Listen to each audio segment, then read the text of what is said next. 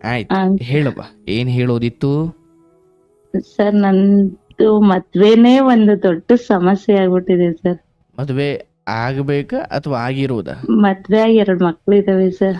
ನನ್ ಅಯ್ಯೋ, ಜೀವನದಾಗ ಯಾವ್ದು ಡಿಸೈಡ್ ತಗೊಳಕ್ ಆಗದೆ ಇರೋ ಪರಿಸ್ಥಿತಿಯಾಗ ಇದೀನಿ. ಎಷ್ಟು ವಯಸ್ಸು ನಿಮ್ಗೆ? ನನ್ಗೆ ಇವಾಗ 35 ವರ್ಷ ಸರ್. 35 ವರ್ಷ. ಅಪ್ಪ ಅಮ್ಮ? ಅಪ್ಪ ಅಮ್ಮ ಇದಾರೆ. ತಮ್ಮ ಎಕ್ಸ್ಪೈರ್ಡ್ ಆಗಿ 8 ವರ್ಷ ಆಯ್ತು ಸರ್. ತಮ್ಮ ಎಕ್ಸ್ಪೈರ್ಡ್ ಆಗಿ 8 ವರ್ಷ ಆಯ್ತು. ಹಾ ಸರ್, 8 ಈಗ ವರ್ಷ ಅಪ್ಪ ಆಯ್ತು. ಅಮ್ಮ ಇಬ್ಬರೇ ಇದ್ದಾರಾ? ಅಪ್ಪ ಅಮ್ಮ ನನ್ ಮಕ್ಳು ಊರಲ್ಲಿದ್ದಾರೆ ಸರ್. ಓಕೆ, ಅಜ್ಜಿ ತಾತನ ಹತ್ರ ಬಿಟ್ಟಿದ್ದೀರಾ? ಹಾ ಸರ್, ನಾನ್ ಬೆಂಗಳೂರಲ್ಲಿ ಇದ್ದೀನಿ. ಓಕೆ, ಯಾರ್ಯಾರಿದ್ದೀರಾ ನೀವು? ಸರ್ ನಾನು ಒಬ್ಳೇ ಇದ್ದೀನಿ, ಯಾರು ಇಲ್ಲ ನನ್ನ ಜೊತೆಲಿ.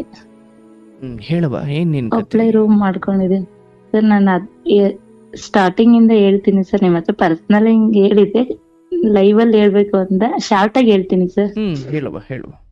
ನನ್ನ SLC 2004 SLC ಪಾಸ್ ಆಯ್ತು ಸರ್. ನನ್ನ ಕ್ಲಾಸ್ಮೇಟ್ ಹುಡುಗಿ ಮತ್ತೆ ರಿಲೇಟಿವ್ ಅವಳು, ನನ್ನ ಅತ್ತೆ ಮಗಳು ಮದ್ವೆಗೆ ಹೋಗಿದೆ. ಅಲ್ಲಿಂದ ನನ್ನ ಜೀವನ ಹಾಳಾಗೋಯ್ತು ಸರ್. ಅಂದ್ರೆ ನೀವು 10ನೇ ಕ್ಲಾಸ್? ನಮ್ಮ ಅತ್ತೆ ಮಗಳು ಅಂದ್ರೆ ನನ್ನ ಕ್ಲಾಸ್ಮೇಟ್ ಅವಳು. 10ನೇ ಕ್ಲಾಸ್ ಅಲ್ಲಿ? 10ನೇ ಕ್ಲಾಸ್ ಅಲ್ಲಿ ಕ್ಲಾಸ್ಮೇಟ್. 8th ಸ್ಟ್ಯಾಂಡರ್ಡ್ ಇಂದ ಜೊತೆಗೆ ಓದಿದ್ರು. ಅವಳು ನನ್ನ ರಿಲೇಷನ್. ಅವಳಿಗೆ SLC ಆಗ್ತಿದಂಗೆ ಮದ್ವೆ ಮಾಡಿರು. ಅವಳ ಮದ್ವೆಗ್ ನಾನ್ ಅವ್ರ ಊರಿಗೆ ಹೋಗಿದ್ದೆ. ಓಕೆ. ಅಲ್ಲಿ ಇನ್ನೊಬ್ಳು ಫ್ರೆಂಡ್ ಅಣ್ಣ ಅಂತ ಹೇಳಿ ಪರಿಚಯ ಮಾಡ್ಸಿಳು. ಬಟ್ ನಂಗೆ ಆತರ ಏನು ಮೈಂಡ್ ಇರ್ಲಿಲ್ಲ ಸರ್. ಅವಾಗ ಆ ಮೈಂಡ್ನು ಇರ್ಲಿಲ್ಲ. ಅವರು ನೋಡಿ ಮಾತಾಡ್ಸಿರೋ ಸರಿ ಅಂತ ಅಷ್ಟಕ್ಕೆ ಸುಮ್ನಾದೆ. ಮದ್ವೆ ಎಲ್ಲ ಮುಗಿಸ್ಕೊಂಡೆ ನಮ್ಮೂರಿಗೆ ಬಂದೆ. ಆಮೇಲೆ ಕಾಲೇಜ್ಗೆ ಫಸ್ಟ್ PUC ಅಡ್ಮಿಷನ್ ಆದೆ. ಅಲ್ಲಿಂದ ಇವ್ರು ಟಾರ್ಚರ್ ಸ್ಟಾರ್ಟ್ ಆಯ್ತು ಸರ್. ಊರಲ್ಲಿ 2 ಲ್ಯಾಂಡ್ಲೈನ್ ಫೋನ್ ಇದ್ವು ಊರಲ್ಲಿ. 1 ನಂಬರ್ ಹೆಂಗ್ ಕಲೆಕ್ಟ್ ಮಾಡ್ಕೊಳ್ಳೋ ಗೊತ್ತಿಲ್ಲ. ಅವ್ರೂರಿಗೂ ನಮ್ಮೂರಿಗೂ 8 ಕಿಲೋಮೀಟರ್ ಇದೆ ಸರ್. ಓಕೆ.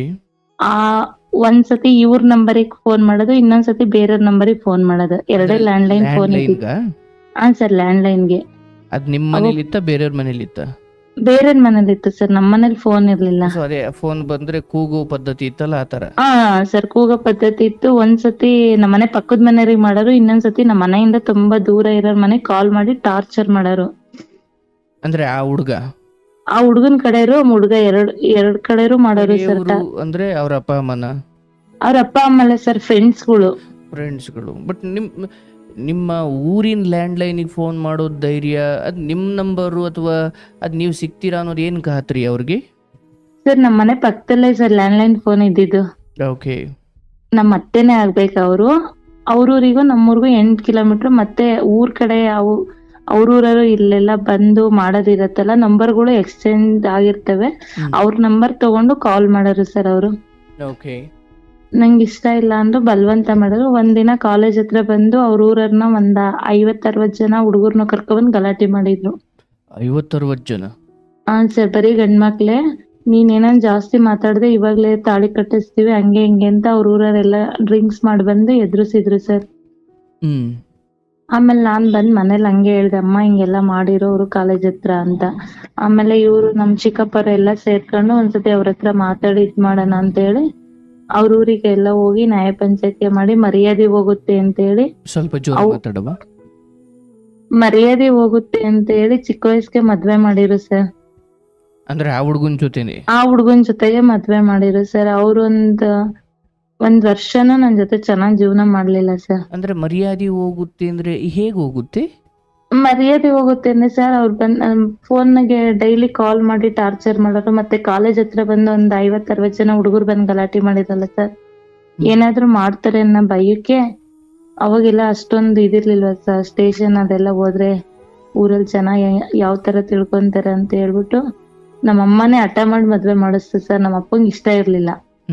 ಏನೇ ಬಂದ್ರು ನನ್ನ ಎದುರಿಸ್ತೀನಿ ಅಂತ ನಮ್ಮಮ್ಮ ಇಲ್ಲ, ಇರೋದೊಂದು ಹೆಣ್ಮಗು ಮರ್ಯಾದೆ ಹೋಗುತ್ತೆ, ಅವಳ ಹಣೆ ಬರ್ದಾಗ ಏನೈತೆ ಅದಾಗ್ಲಿ, ಮದ್ವೆ ಮಾಡ್ಸು ಅಂತ ಹೇಳಿ ಮದ್ವೆ ಮಾಡ್ಸಿರ್. ಅವ್ರ ಮನೆಗೂ ಯಾರಿಗೂ ಇಷ್ಟ ಇರ್ಲಿಲ್ಲ ಸರ್. ಯಾಕೆಂದ್ರೆ ಅವ್ರ ಅಣ್ಣಂಗ್ ಮದ್ವೆ ಆಗಿರ್ಲಿಲ್ಲ, ಇವರೇ ಚಿಕ್ಕವರು.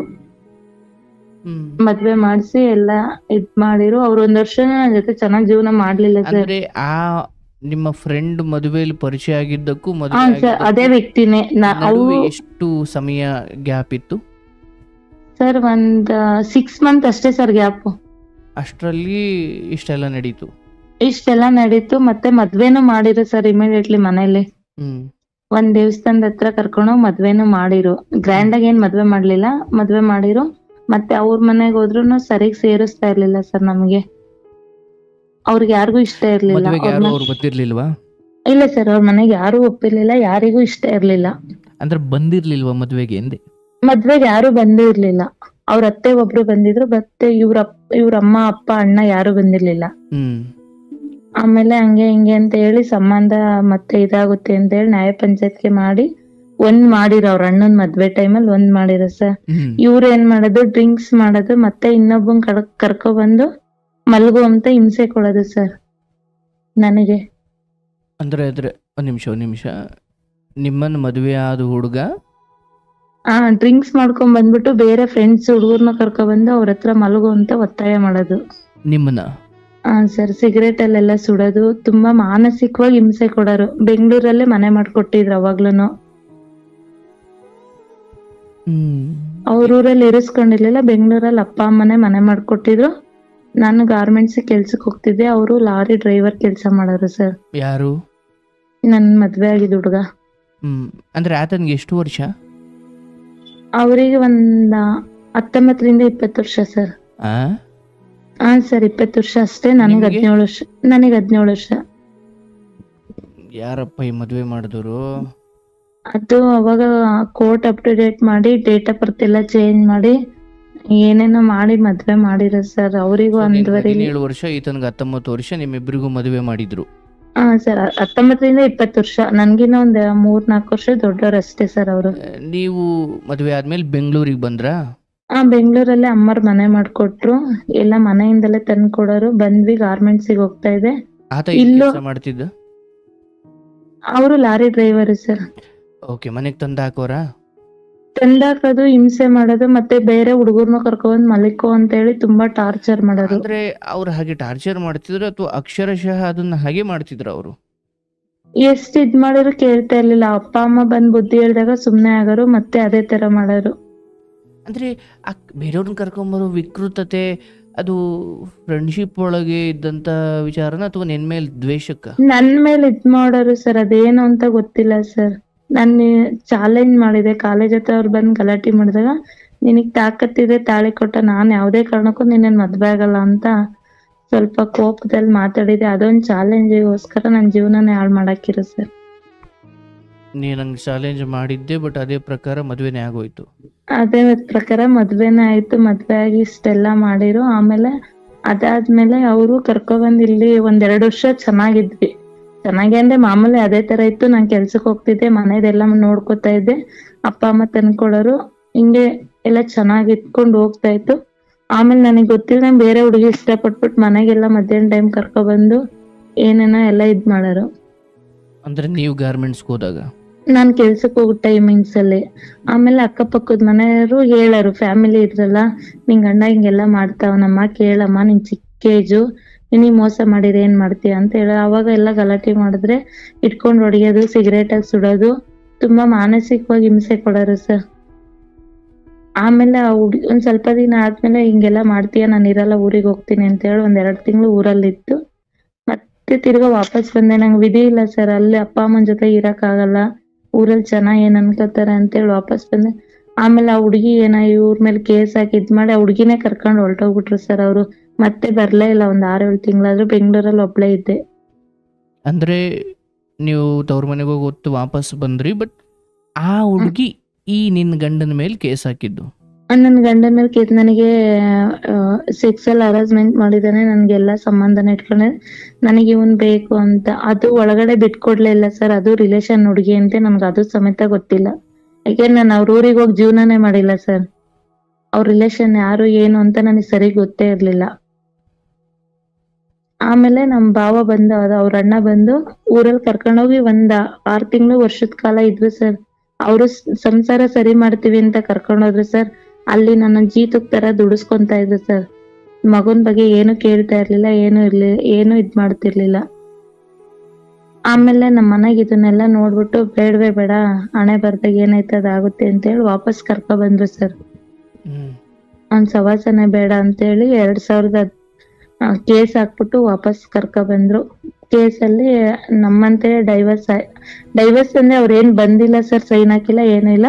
ಕೋರ್ಟ್ ಅನುಮತಿ ಕೊಡ್ತಷ್ಟೇ. ನಿನ್ಗೆ ಯಾರು ಇಷ್ಟನ ಮದ್ವೆ ಆಗಮ್ಮ, ನಮ್ಗೆ ಏನೇ ಬಂದ್ರು ನಾವ್ ಇದೀವಿ ಅಂತ ಹೇಳಿ ಒಂದು ಬರ್ದ್ ಮಾಡಿ ಆರ್ಡರ್ ಪಾಸ್ ಮಾಡಿರು ಸರ್. 2017ರಲ್ಲಿ ಬೇರೆ ಹುಡುಗನ ಮದ್ವೆ ಮಾಡಿರು. ಮತ್ತೆ ಅಪ್ಪ ಅಮ್ಮನೆ ಮಾಡಿದ್ದ? ಅಪ್ಪ ಅಮ್ಮ ಅಂದ್ರೆ ನಮ್ಮ ಅಣ್ಣ ನೋಡಿ ಮದ್ವೆ ಮಾಡಿದ್ರು ಸರ್. ನನ್ ತಮ್ಮಂಗೆ ತುಂಬಾ ಹೆಲ್ತ್ ಪ್ರಾಬ್ಲಮ್ ಇತ್ತಲ್ವಾ, ಅದು ಬೇರೆ ಅವ್ನ ಹಾಸ್ಪಿಟಲ್ ಸಾಯ್ಬೇಕಾದ್ರೆ ಭಾಷೆ ತಗೊಂಡಿದ್ದ ಸರ್. ನಾನ್ ಸತ್ತು ನಿನ್ ಹೊಟ್ಟೆಗ್ ಮಗುವಾಗಿ ಹುಟ್ ಬರ್ತೀನಿ, ನೀನ್ ಇನ್ನೊಂದ್ ಮದ್ವೆ ಆಗು, ಅಪ್ಪ ಅಮ್ಮನ್ ಚೆನ್ನಾಗ್ ನೋಡ್ಕೋಬೇಕು ಅಂದ್ರೆ ಮದ್ವೆ ಆಗ್ಬೇಕು ಅಂತ ಭಾಷೆ ತಗೊಂಡಿದ್ದ. ಅದಕ್ಕೆ ನಮ್ಮ ಅಣ್ಣನೇ ನೋಡ್ ಮದ್ವೆ ಮಾಡಿದ್ರು ಸರ್. ನಮ್ಮ ಅಣ್ಣ ಅಂದ್ರೆ ದೊಡ್ಡಪ್ಪನ್ ಮಗ, ಅವರು ಅಡ್ವೊಕೇಟ್, ನೋಡ್ ಮದ್ವೆ. ಬಟ್ ಅವರು ನನಗ್ ಮೋಸ ಮಾಡಿದ್ರು ಸರ್. ಆತ ಅಂದ್ರೆ ಕ್ಯಾರೆಕ್ಟರ್ ಒಳ್ಳೇದು ಸರ್, ಬೇರೆ ಏನೂ ಇದಿಲ್ಲ. ಬಟ್ ಅವ್ರಿಗೆ ಮುಂಚೆಲೆ ಮದ್ವೆ ಆಗಿರೋ ವಿಷಯ ಮುಚ್ಚಿಟ್ಟು ಮದ್ವೆ ಆದ್ರು ಸರ್. ಬಟ್ ನಿಮ್ಮ ಅಣ್ಣನಿಗೆ ಗೊತ್ತಿತ್ತಾ? ನಮ್ಮ ಅಣ್ಣಂಗೂ ಗೊತ್ತಿಲ್ಲ ಸರ್. ನನ್ ತಮ್ಮ ಹಾಸ್ಪಿಟ್ಲಲ್ಲಿ ಸಾವು ಬದುಕಿನ ನಡುವೆ ಹೋರಾಡ್ತಿದ್ದ. ನಿನ್ ಕೊನೆ ಆಸೆ ನನ್ ಮದ್ವೆ ನೋಡ್ಬೇಕು, ನಾನ್ ಸತ್ ನಿನ್ ಹೊಟ್ಟೆಗೆ ಮಗುವಾಗಿ ಹುಟ್ ಬರ್ತೀನಿ ಅಂತ. ಅವಾಗ ನಮ್ಮ ಅಣ್ಣನ್ ಫ್ರೆಂಡ್ ಅಂತೆ ಸರ್, ಅವರು ಗಂಡ್ ತೋರ್ಸ್ತಾರು. ಅವರು ಮದ್ವೆ ಅವ್ರು ತೋರ್ಸಿರು ಒಳ್ಳೆ ಹುಡ್ಗ, ತಾಯಿ ಮಗ ಇಬ್ರೇ ಇರೋದು, ಯಾರು ಇಲ್ಲ. 5 ಜನ ಹೆಣ್ಮಕ್ಳದ್ ಮದ್ವೆ ಆಗಿದೆ, ಅವ್ರ ಅಣ್ಣ ಡಿವೈಡ್ ಆಗಿದ್ದಾರೆ, ಏನು ಪ್ರಾಬ್ಲಮ್ ಇಲ್ಲ ಅಂತ ಹೇಳಿ. ಇವ್ರಿಗೂ ಪರಿಸ್ಥಿತಿ ಬೇರೆ ವಿಚಾರಿಸೋಷ್ಟು ಟೈಮ್ ಇರ್ಲಿಲ್ಲ ಸರ್ ನಮ್ಮ ಅಣ್ಣಂಗೂನು. ಇವನ್ ಬೇರೆ ಹಾಸ್ಪಿಟ್ಲ್ ಅಲ್ಲಿ ಇದ್ನಲ್ಲ, ಹಂಗಾಗಿ ಮದ್ವೆ ಮಾಡಿರೋ ಸರ್. ನಮ್ಮ ಮದ್ವೆಗ್ 20 ದಿನಕ್ಕೆ ನನ್ ತಮ್ಮ ತೀರೋದ. ಮದ್ವೆ ಅದು 1-2 ವರ್ಷದ ಕಾಲ ಏನೂ ಇರ್ಲಿಲ್ಲ ಸರ್. ನನ್ಗೂ ಅಷ್ಟಾಗಿ ಗೊತ್ತಾಗ್ಲಿಲ್ಲ. ನನ್ ದೊಡ್ಡ ಮಗು ಪ್ರೆಗ್ನೆಂಟ್ ಅಲ್ಲಿ ಗೊತ್ತಾಯ್ತು. ಆ ಹುಡ್ಗಿ ಇವ್ರ ಮೇಲೆ ಕೇಸ್ ಹಾಕ್ತಿಳು. ಮೊದಲನೇ ವ್ಯಕ್ತಿ ಯಾರಿದ್ದ ಗಂಡ ಅಂತ ಅಲ್ಲೇ ಯಾವ ಮಕ್ಳೇನು ಇರ್ಲಿಲ್ಲ? ಇಲ್ಲ ಸರ್, ಮಕ್ಳೇನಿರ್ಲಿಲ್ಲ, ಮಗು ಏನಿರ್ಲಿಲ್ಲ. ಅವ್ರ ಹಂಗಾದ್ಮೇಲೆ ನಮ್ಮ ಮನೆಗ್ ಊರಿಗೆ ಕರ್ಕೊ ಬಂದ್ರು. ಮತ್ತೆ ನಾನು ನಮ್ಮ ಅಕ್ಕ ನಮ್ ಭಾವನ್ ಜೊತೆ ಬೆಂಗಳೂರಿಗೆ ಬಂದು ಗಾರ್ಮೆಂಟ್ಸ್ ಕೆಲ್ಸಕ್ಕೆ ಹೋಗ್ತಿದ್ದೆ. ಊರಲ್ಲೇ ಇರ್ಲಿಲ್ಲ ಸರ್ ನಾನು. ಆತರ ಎಲ್ಲ ಆದ್ಮೇಲೆ ನಮ್ಮ ಮನೆಗೆ ಕರ್ಕೊ ಬಂದ್ರು. 6 ತಿಂಗಳು ಊರಲ್ಲಿ ಇದ್ದು. ಯಾಕೆಂದ್ರೆ ಅವ್ರೂರು ನಮ್ಮೂರು ಸ್ವಲ್ಪ ದೂರನೇ ಸರ್. ಬಂದ್ ಗಲಾಟೆ ಮಾಡ್ತಾರೆ ಮಧ್ಯಾಹ್ನ ಟೈಮಾಗೆಲ್ಲ ಅಂತ ಹೇಳಿ ನಮ್ಮ ಅಕ್ಕ ನಮ್ಮ ಮಾವ ಕರ್ಕೊ ಬಂದ್ರು. ನಮ್ ದೊಡ್ಡಪ್ಪನ ಮಗಳೂನು ಅಳಿಯನನು ಬೆಂಗಳೂರಾಗೆ ಇದೆ ಸರ್. ನಾನು ಊರಲ್ಲಿ ಇಲ್ವೇ ಇಲ್ಲ ಜಾಸ್ತಿ. ಅವಾಗ್ಲೂ ಗಾರ್ಮೆಂಟ್ಸ್ ಗೆ ಹೋಗ್ತಾ ಇದ್ದೆ. ಇವ್ರು ಆತರ ಆದ್ಮೇಲೆ ನಮ್ಮ ಅಣ್ಣನೇ ನೋಡ್ ಮದ್ವೆ ಮಾಡಿದ. ಮದ್ವೆ ಆಗ 1-2 ವರ್ಷಕ್ಕೆ ಗೊತ್ತಾಯ್ತು ಸರ್ ವಿಷಯ. ಅವರು ಕೇಸ್ ಹಾಕಿದ್ರು. ಅವಾಗ ನಾವು ಕೇಳಿದ್ಕೆ ನಮ್ಮ ಮನೆಗೆ ಏನಕ್ಕೆ ಈ ತರ ಮಾಡ್ದಲ್ಲ, ಅವಳು ನನ್ ಜೊತೆಗೆ ಒಂದಿನನೂ ಸಂಸಾರ ಮಾಡಿಲ್ಲ, ಬೇರೆ ಹುಡ್ಗನ್ ಕರ್ಕೊಂಡ್ ಓಡೋಗಿದ್ಲು. ನಾನ್ ಇಷ್ಟ ವರ್ಷ ಅಂತ ಹಂಗೆ ಇರ್ಲಿ, ಸತ್ಯ ಹೇಳಿದ್ರೆ ಯಾರು ಹೆಣ್ ಕೊಡ್ತಿರ್ಲಿಲ್ಲ, ಅದಕ್ಕೆ ನಾವು ಈ ತರ ಮುಚ್ಚಿಟ್ ಮದ್ವೆ ಮಾಡ್ಕೊಂಡ್ವಿ ಅಂತ ಹೇಳಿದ್ರು ಸರ್. ಸರಿ ಬಿಡು, ಮದ್ವೆ ಆಗೈತಲ್ಲ, ಏನೋ ಒಂದಾಗ್ಲಿ, ಫೈಟ್ ಮಾಡೋಣ ಅಂತ ಹೇಳಿ ನಾವೂನು ಅಷ್ಟೊತ್ತಿಗೆ ಅಲ್ಲೇ ನನ್ ದೊಡ್ಡ ಮಗು ಪ್ರೆಗ್ನೆಂಟ್ ಇದೆ ಸರ್. ಮಗು ಪ್ರೆಗ್ನೆಂಟ್ ಇದೆ, ಡೆಲಿವರಿ ಆಯ್ತು. ಫಸ್ಟ್ನೇ ಮಗು ಡೆಲಿವರಿ ಆಗಿ ಇದಾಗವ್ರಿಗೂ ಏನು ಸಮಸ್ಯೆ ಇರ್ಲಿಲ್ಲ ಸರ್, ಚೆನ್ನಾಗೇ ಇದ್ವಿ. ಮತ್ತೆ ಡೆಲಿವರಿ ಎಲ್ಲ ಮುಗಿಸ್ಕೊಂಡು ಮತ್ತೆ ನಾನ್ ರಿಟರ್ನ್ ಬೆಂಗಳೂರಿಗೆ ಬಂದೆ ಸರ್ ಕೆಲ್ಸಕ್ಕೆ. ಅವಾಗ್ಲಿಂದ ಪ್ರಾಬ್ಲಮ್ ಸ್ಟಾರ್ಟ್ ಆಯ್ತು. ಅವ್ರ ಕಡೆ ಕೇಸು ಸ್ಟ್ರಾಂಗ್ ಆಯ್ತು. ಇವ್ರು ನನ್ಗೆ ಮಾನಸಿಕವಾಗಿ ಟಾರ್ಚರ್ ಕೊಡಕ್ ಸ್ಟಾರ್ಟ್ ಮಾಡಿದ್ರು ಸರ್ ನಮ್ಮ ಮನೆಗೆ. ನೀನ್ ಬೇರೆನ್ನ ಮದ್ವೆ ಆಗಿದ್ದವಳು, ಅದಕ್ಕಿನ್ನ ಮುಂಚೆ ಗಾರ್ಮೆಂಟ್ಸ್ ಕೆಲ್ಸ ಮಾಡ್ತಿದ್ದೆ, ಯಾರ್ಯಾರ ಜೊತೆಗೆ ಅಫೇರ್ ಇದೆಯೋ ಏನೋ, ಯಾರ್ದು ಕಾಲ್ ಬರಂಗಿಲ್ಲ ಸರ್. ಲೇಡೀಸ್ದು ಬರಂಗಿಲ್ಲ, ಜೆಂಟ್ಸ್ದು ಬರಂಗಿಲ್ಲ. ಮಾನಸಿಕವಾಗಿ ಟಾರ್ಚರ್ ಕೊಡಕ್ ಸ್ಟಾರ್ಟ್ ಮಾಡಿದ್ರು, ಹಂಗೆ ಹಿಂಗೆ ಅಂತ. ತುಂಬಾ ಮಾನಸಿಕ ಅಂದ್ರೆ ಬದುಕೆ ಬೇಡ ಅನ್ನೋವಷ್ಟು ಟಾರ್ಚರ್ ಸರ್. ನಾನ್ ತಪ್ಪು ಮಾಡಿಲ್ತಿದೆಯಲ್ಲ, ನೀನ್ ಮಾಡಿದ್ಯಾ. ನನ್ಗೆ ಅದೇ ಮನ್ಸು ಕೆಟ್ಟೋಗಿ ನಾನ್ ತಪ್ಪು ಮಾಡ್ದೆ ಸರ್, ಇಲ್ಲ ಅಂತ ಹೇಳಲ್ಲ. ಏನ್ ಮಾಡ್ದೆ? ನನ್ ಜೊತೆಗೆ ಡಿಪಾರ್ಟ್ಮೆಂಟ್ ಕೆಲಸ ಮಾಡ್ತಿದ್ರು ಸರ್. ಅವ್ರ ಪೊಲೀಸು, ನಾವ್ ಹೋಮ್ ಗಾರ್ಡ್. ಅವ್ರದ್ದು ಸ್ಟೇಟ್ ಗೌರ್ಮೆಂಟ್, ನಮ್ದು ಸೆಂಟ್ರಲ್ ಗೌರ್ಮೆಂಟ್. ಅಂದ್ರೆ ಅವ್ರ ಎದುರಿಗೆಲ್ಲ ಬೈಯರು ಸರ್. ಫೋನ್ ಮಾಡಿದ್ರೆ ತುಂಬಾ ಮಾನಸಿಕವಾಗಿ ಅಂದ್ರೆ ಆ ತರವಾಗಿ ಹಿಂಸೆ ಕೊಡೋರು ಸರ್. ಯಾರು? ನನ್ ಗಂಡ. ಅಂದ್ರೆ ಬೆಂಗಳೂರೇ ನನ್ ಜೊತೆಗೆ ಇರಕ್ ಬರ್ತಿರ್ಲಿಲ್ಲ ಸರ್. ಅವ್ರ ತಾಯಿ ಜೊತೆ ಊರಲ್ಲೇ ಇದ್ರು. ವಾರಕ್ಕೆ 15 ದಿನಕ್ಕೊಂದ್ಸತಿ ಬಂದ್ ನೋಡ್ಕೊಂಡ್ ಹೋಗೋರು. ನೋಡ್ಕೊಂಡ್ ಹೋದ್ರೆ ಇಲ್ಲಿ ಒಂದ್ ತರಕಾರಿ ತರಕ್ ಹೋದ್ರು ಅನುಮಾನ, ಒಂದ್ ಹೂವ ತರಕ್ ಹೋದ್ರು ಅನುಮಾನ. ಮಕ್ಳಿಗೆ ಇರ್ಲಿಲ್ಲ, ಅನುಮಾನ ಹೆಂಗ್ ಪಡ್ತಿದ್ರು? ಫೋನ್ ಅಲ್ಲ ಸರ್, ಎಲ್ಲೋಗಿದ್ಯಾ, ಎಲ್ಲ ಹೊರಗಡೆ ಹೋಗ್ತಿದ್ಯಾ, ಯಾರ ಜೊತೆಗೂ ಹೋಗ್ತಾ ಇದೀಯಾ, ಯಾರಿದ್ದಾರೆ ಪಕ್ಕದಲ್ಲಿ, ವಿಡಿಯೋ ಕಾಲ್ ಮಾಡಿ ತೋರ್ಸು, ಈ ತರ ಟಾರ್ಚರ್ ಸರ್. ಹ್ಮ್ ಯಾರಾದ್ರೂ ಅವ್ರ ಮನೆಗಿದ್ದಾಗ ಯಾರಾದ್ರೂ ಆಫೀಸಿಂದ ಕಾಲ್ ಮಾಡಿದ್ರೆ ಅವನ್ಯಾಕೆ ಇಷ್ಟೊತ್ನ ಕಾಲ್ ಮಾಡಿದಾನೆ, ಅವನಿಗೂ ನಿಂಗೂ ಏನ್ ಸಂಬಂಧ, ಈ ತರ ಟಾರ್ಚರ್ ಸರ್. ಮನೇಲಿದ್ರು ನೆಮ್ಮದಿ ಇಲ್ಲ, ಅವ್ರ ಊರಲ್ಲಿದ್ರು ಫೋನಲ್ಲಿ ನೆಮ್ಮದಿ ಇಲ್ಲ. ಹ್ಮ್ ಎಷ್ಟ್ ಜನದ ಹತ್ರ ಸಂಬಂಧ ಇದೆಯಾ, ಏನೇನ್ ಕೆಲ್ಸ ಮಾಡಿದ್ಯಾ, ನಾನ್ ನಿನ್ ಮದ್ವೆ ಆಗ್ಬಾರ್ದಾಯ್ತು. ಅವತ್ ಸತ್ಯ ಹೇಳತಾನೆ ಮದ್ವೆ ಮಾಡ್ಕೊಟ್ಟಿದ್ದು. ಈ ತರ ಮಾನಸಿಕವಾಗಿ ತುಂಬಾ ಹಿಂಸೆ ಕೊಡಕ್ ಅಂದ್ರೆ ಸ್ಟಾರ್ಟ್ ಸತ್ಯ ಮಾಡಿದ್ರು. ಅಂದ್ರೆ ಈಗಾಗ್ಲೇ ಒಂದ್ ಮದುವೆ ಆಗಿದೆ ಅಂತ. ಒಂದ್ ಮದ್ವೆ ಆಗಿತ್ತು, ಈ ತರ ಡೈವರ್ಸ್ಗೆ ಅವ್ರು ಅಪ್ರೂವಲ್ ಕೊಟ್ಟಿದ್ದಾರೆ. ಆ ಕಾಫಿ ಎಲ್ಲ ತೋರಿಸ್ಕೊಟ್ಟೆ ಮದ್ವೆ ಮಾಡ್ಕೊಟ್ಟಿದ್ದ ಅಣ್ಣ. ಹಾಗೆ ನೋಡಿದ್ರೆ ಈತ ಮುಚ್ಚಿಟ್ಟು ಮದುವೆ ಆಗಿತ್ತು. ಇವಾಗ ಇವ್ರು ತಪ್ಪು ಮಾಡಿ ಮತ್ತೆ ನನಗ್ ಮಾನಸಿಕವಾಗಿ ಹಿಂಸೆ ಕೊಟ್ಟು ನನ್ಗೂ ಆ ಟೈಮಲ್ಲಿ ಮೈಂಡ್ ತುಂಬಾ ಡಿಸ್ಟರ್ಬ್ ಆಯ್ತು ಸರ್. ಬಟ್ ಈ ಪೊಲೀಸು ನೀವು ಕೆಲಸ ಮಾಡೋ ಜಾಗದಲ್ಲಿ ಪರಿಚಯ? ನನ್ ಜಾಗದಲ್ಲಿ ನನ್ ಜೊತೆ ಡ್ಯೂಟಿ ಮಾಡ್ತಿದ್ದಾರೆ ಸರ್ ಅವರು. ಇಲ್ಲ ಆತನಿಗೆ ಗೊತ್ತಿತ್ತಾ ಏನ್ ಸರ್? ನಿಮ್ಮ ಈ ಗಂಡನೊಂದಿಗೆ ಜಗಳ ಇವೆಲ್ಲ ಆತನಿಗೆ? ಅವ್ರು ಇದ್ದಾಗ್ಲೇ ಎದ್ರಿಗೆ, ಇವಾಗ ಆಫೀಸಲ್ಲಿ ಒಂದ್ ಹತ್ರ ಕುತ್ಕೊಂಡು ಎಲ್ಲ ಮಾತಾಡ್ತಾ ಇರ್ತಾರೆ, ಅಂತ ಟೈಮಾಗೆ ಕಾಲ್ ಮಾಡಿ ಬಾಯಿ ಬಂದಂಗ್ ಬೈಯಾರು ಸರ್. ಆಚೆ ಹೋಗೋ ಪರಿಸ್ಥಿತಿನಿಲ್ಲ, ಫೋನು ಕಟ್ ಮಾಡಂಗಿಲ್ಲ. ಅವರು ನನ್ನ ಅಳದ್ ನೋಡ್ಬಿಟ್ಟು ಕೇಳಾರ, ಯಾಕಮ್ಮ ಈ ತರ ಇದ್ ಮಾಡ್ತೀಯಾ ಅಂತ. ಅವ್ರು ಚೆನ್ನಾಗಿ ಮಾತಾಡ್ಸದ್ ನೋಡಿ ನಾನು ತಪ್ಪು ಮಾಡಿದೆ ಸರ್. ತಪ್ಪಂದ್ರೆ ಮದುವೆ ಆದ್ರ? ಇಲ್ಲ ಸರ್, ಮದ್ವೆ ಆಗ್ಲಿಲ್ಲ. ಅವ್ರ ಜೊತೆಗೆ ನಾನು ಫ್ರೆಂಡ್ಶಿಪ್ ಅಲ್ಲಿ ಇತ್ತು ರಿಲೇಶನ್ ಬೆಳೀತು ಸರ್. ಅಂದ್ರೆ ನೀವು ದೈಹಿಕವಾಗಿ ಸೇರುದ್ರಿ?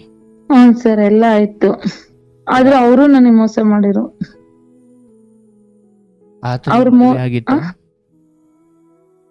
ಆತನಿಗೆ ಮದುವೆ ಆಗಿತ್ತನವ? ಇಲ್ಲ ಸರ್, ಮದ್ವೆ ಆಗಿಲ್ಲ. ನನ್ಕಿನ್ನ ಒಂದ್ 3-4 ವರ್ಷ ಚಿಕ್ಕವ್ರ ಅವರು. ನನ್ ಸ್ಟಾರ್ಟಿಂಗ್ ಹೇಳ್ದೆ, ನನ್ ಜೀವನ ಈ ತರ ಇದೆ, ನನ್ಗೆ ಯಾರ ಮೇಲೂ ನಂಬಿಕೆ ಇಲ್ಲ, ನಾನ್ ನಂಬಲ್ಲ ಸರ್, ನನ್ ಡ್ಯೂಟಿ ಏನಿದೆ ಅಷ್ಟ್ ಮಾತ್ರ ಮಾಡ್ಕೊಂಡು ಹೋಗ್ತೀನಿ, ಎಲ್ರು ಒಂದೇ ತರ ಇರ್ತಾರ, ಹಾಗೆ ಹೀಗೆ ಅಂತ ಎಲ್ಲ ಹೇಳ್ಬಿಟ್ಟು ನಿಮ್ ಮನೆ ದೇವ್ರ ಸನ್ನಿಧಿಗೆ ಬಂದು ಮಾತ್ ತಗೊಂಡ್ ನನಗ್ ಮೋಸ ಮಾಡ್ದ ಸರ್. ಏನ್ ಮಾತ್ ತಗೊಂಡಿದ್ರು? ನಾನ್ ನಿನಗ್ ಜೀವನ ಪೂರ್ತಿ ಜೊತೆಗಿರ್ತೀನಿ, ನನ್ ವಂಶದ ಕುಡಿ ನೀನ್ ಹೊಟ್ಟೆಲ್ ಬೆಳೆಸ್ಬೇಕು ಅಂತ ಹೇಳ್ಬಿಟ್ಟು ಒಂದ್ ಮಗು ಕೊಟ್ಬಿಟ್ಟು ನನಗೆ ಅನ್ಯಾಯ ಮಾಡ್ದ ಸರ್. ಆ ಮಗು ನೋಡಿ ನನ್ ಹೊಟ್ಟೆ ಉರಿತದೆ ಸರ್, ಹಾಳು ಬರ್ತದೆ. 5 ವರ್ಷದ ಮೇಲೆ 2 ತಿಂಗಳು ಮಗು ಸರ್. ಆ ಮಗು ಬಿಟ್ಟು ನನ್ ಕೆಲ್ಸಕ್ಕೆ ಬಂದಿದ್ದೀನಿ ಸರ್. ಅಂದ್ರೆ ಮಗು ಆಯ್ತು? ಹಾ ಸರ್, ಮಗು ಆಗಿದೆ. ನನ್ ಸಾವು ಬದುಕಿನ ನಡು ಹೋರಾಡುವಾಗ್ಲು ಒಂದು ದಿನ ಯಾರು ಬಂದ್ ನೋಡಿಲ್ಲ ಸರ್, ನನ್ನ ಅಪ್ಪ ಅಮ್ಮ ಬಿಟ್ರೆ. ಬಟ್ ಅಪ್ಪ ಅಮ್ಮನಿಗೆ ಗೊತ್ತಾಯ್ತಾ ಇದು? ಇಲ್ಲ ಸರ್, ನನ್ನ ಅಪ್ಪ ಅಮ್ಮಂಗೆ ಯಾರಿಗೂ ಗೊತ್ತಿಲ್ಲ ಸರ್. ಮಗು ನನ್ ಗಂಡನ್ನೇ ಅಂತ ತಿಳ್ಕೊಂಡಿದ್ದಾರೆ ಸರ್. ಬಟ್ ಅಲ್ಲಿ ಕೆಲಸ ಬಿಟ್ಟು ಬೇರೆ ಕಡೆ ಹೋದ್ನ ಅಥವಾ ಅಲ್ಲೇ ಇದ್ನ ಸರ್? ಆ ಟೈಮಲ್ಲಿ ಅವರಿಗೆ ನನ್ ಮಗು ಪ್ರೆಗ್ನೆಂಟ್, 6 ತಿಂಗಳು ಪ್ರೆಗ್ನೆಂಟ್ ಇದ್ದಾಗ ಅವ್ರಿಗೆ ಮಧ್ಯಪ್ರದೇಶಕ್ಕೆ ಟ್ರೈನಿಂಗ್ ಹಾಕಿದ್ರು ಸರ್. ಡೆಲಿವರಿ ಟೈಮ್ ಅಷ್ಟೊತ್ತಿಗೆ ಬಂದ್ರು ಸರ್ ಅವರು. ಫೆಬ್ರವರಿ 26ಕ್ಕೆ ಡೇಟ್ ಕೊಟ್ಟಿದ್ರು, ಡೆಲಿವರಿ ಟೈಮ್ಗೆ ಬಂದ್ರು. ನಾನ್ ಪ್ರತಿಯೊಂದು ನೋಡ್ಕೊತೀನಿ ಅಂದ್ರು, ₹1 ಹೆಲ್ಪ್ ಮಾಡ್ಲಿಲ್ಲ ಸರ್ ಅವರು ಆ ಟೈಮಲ್ಲಿ.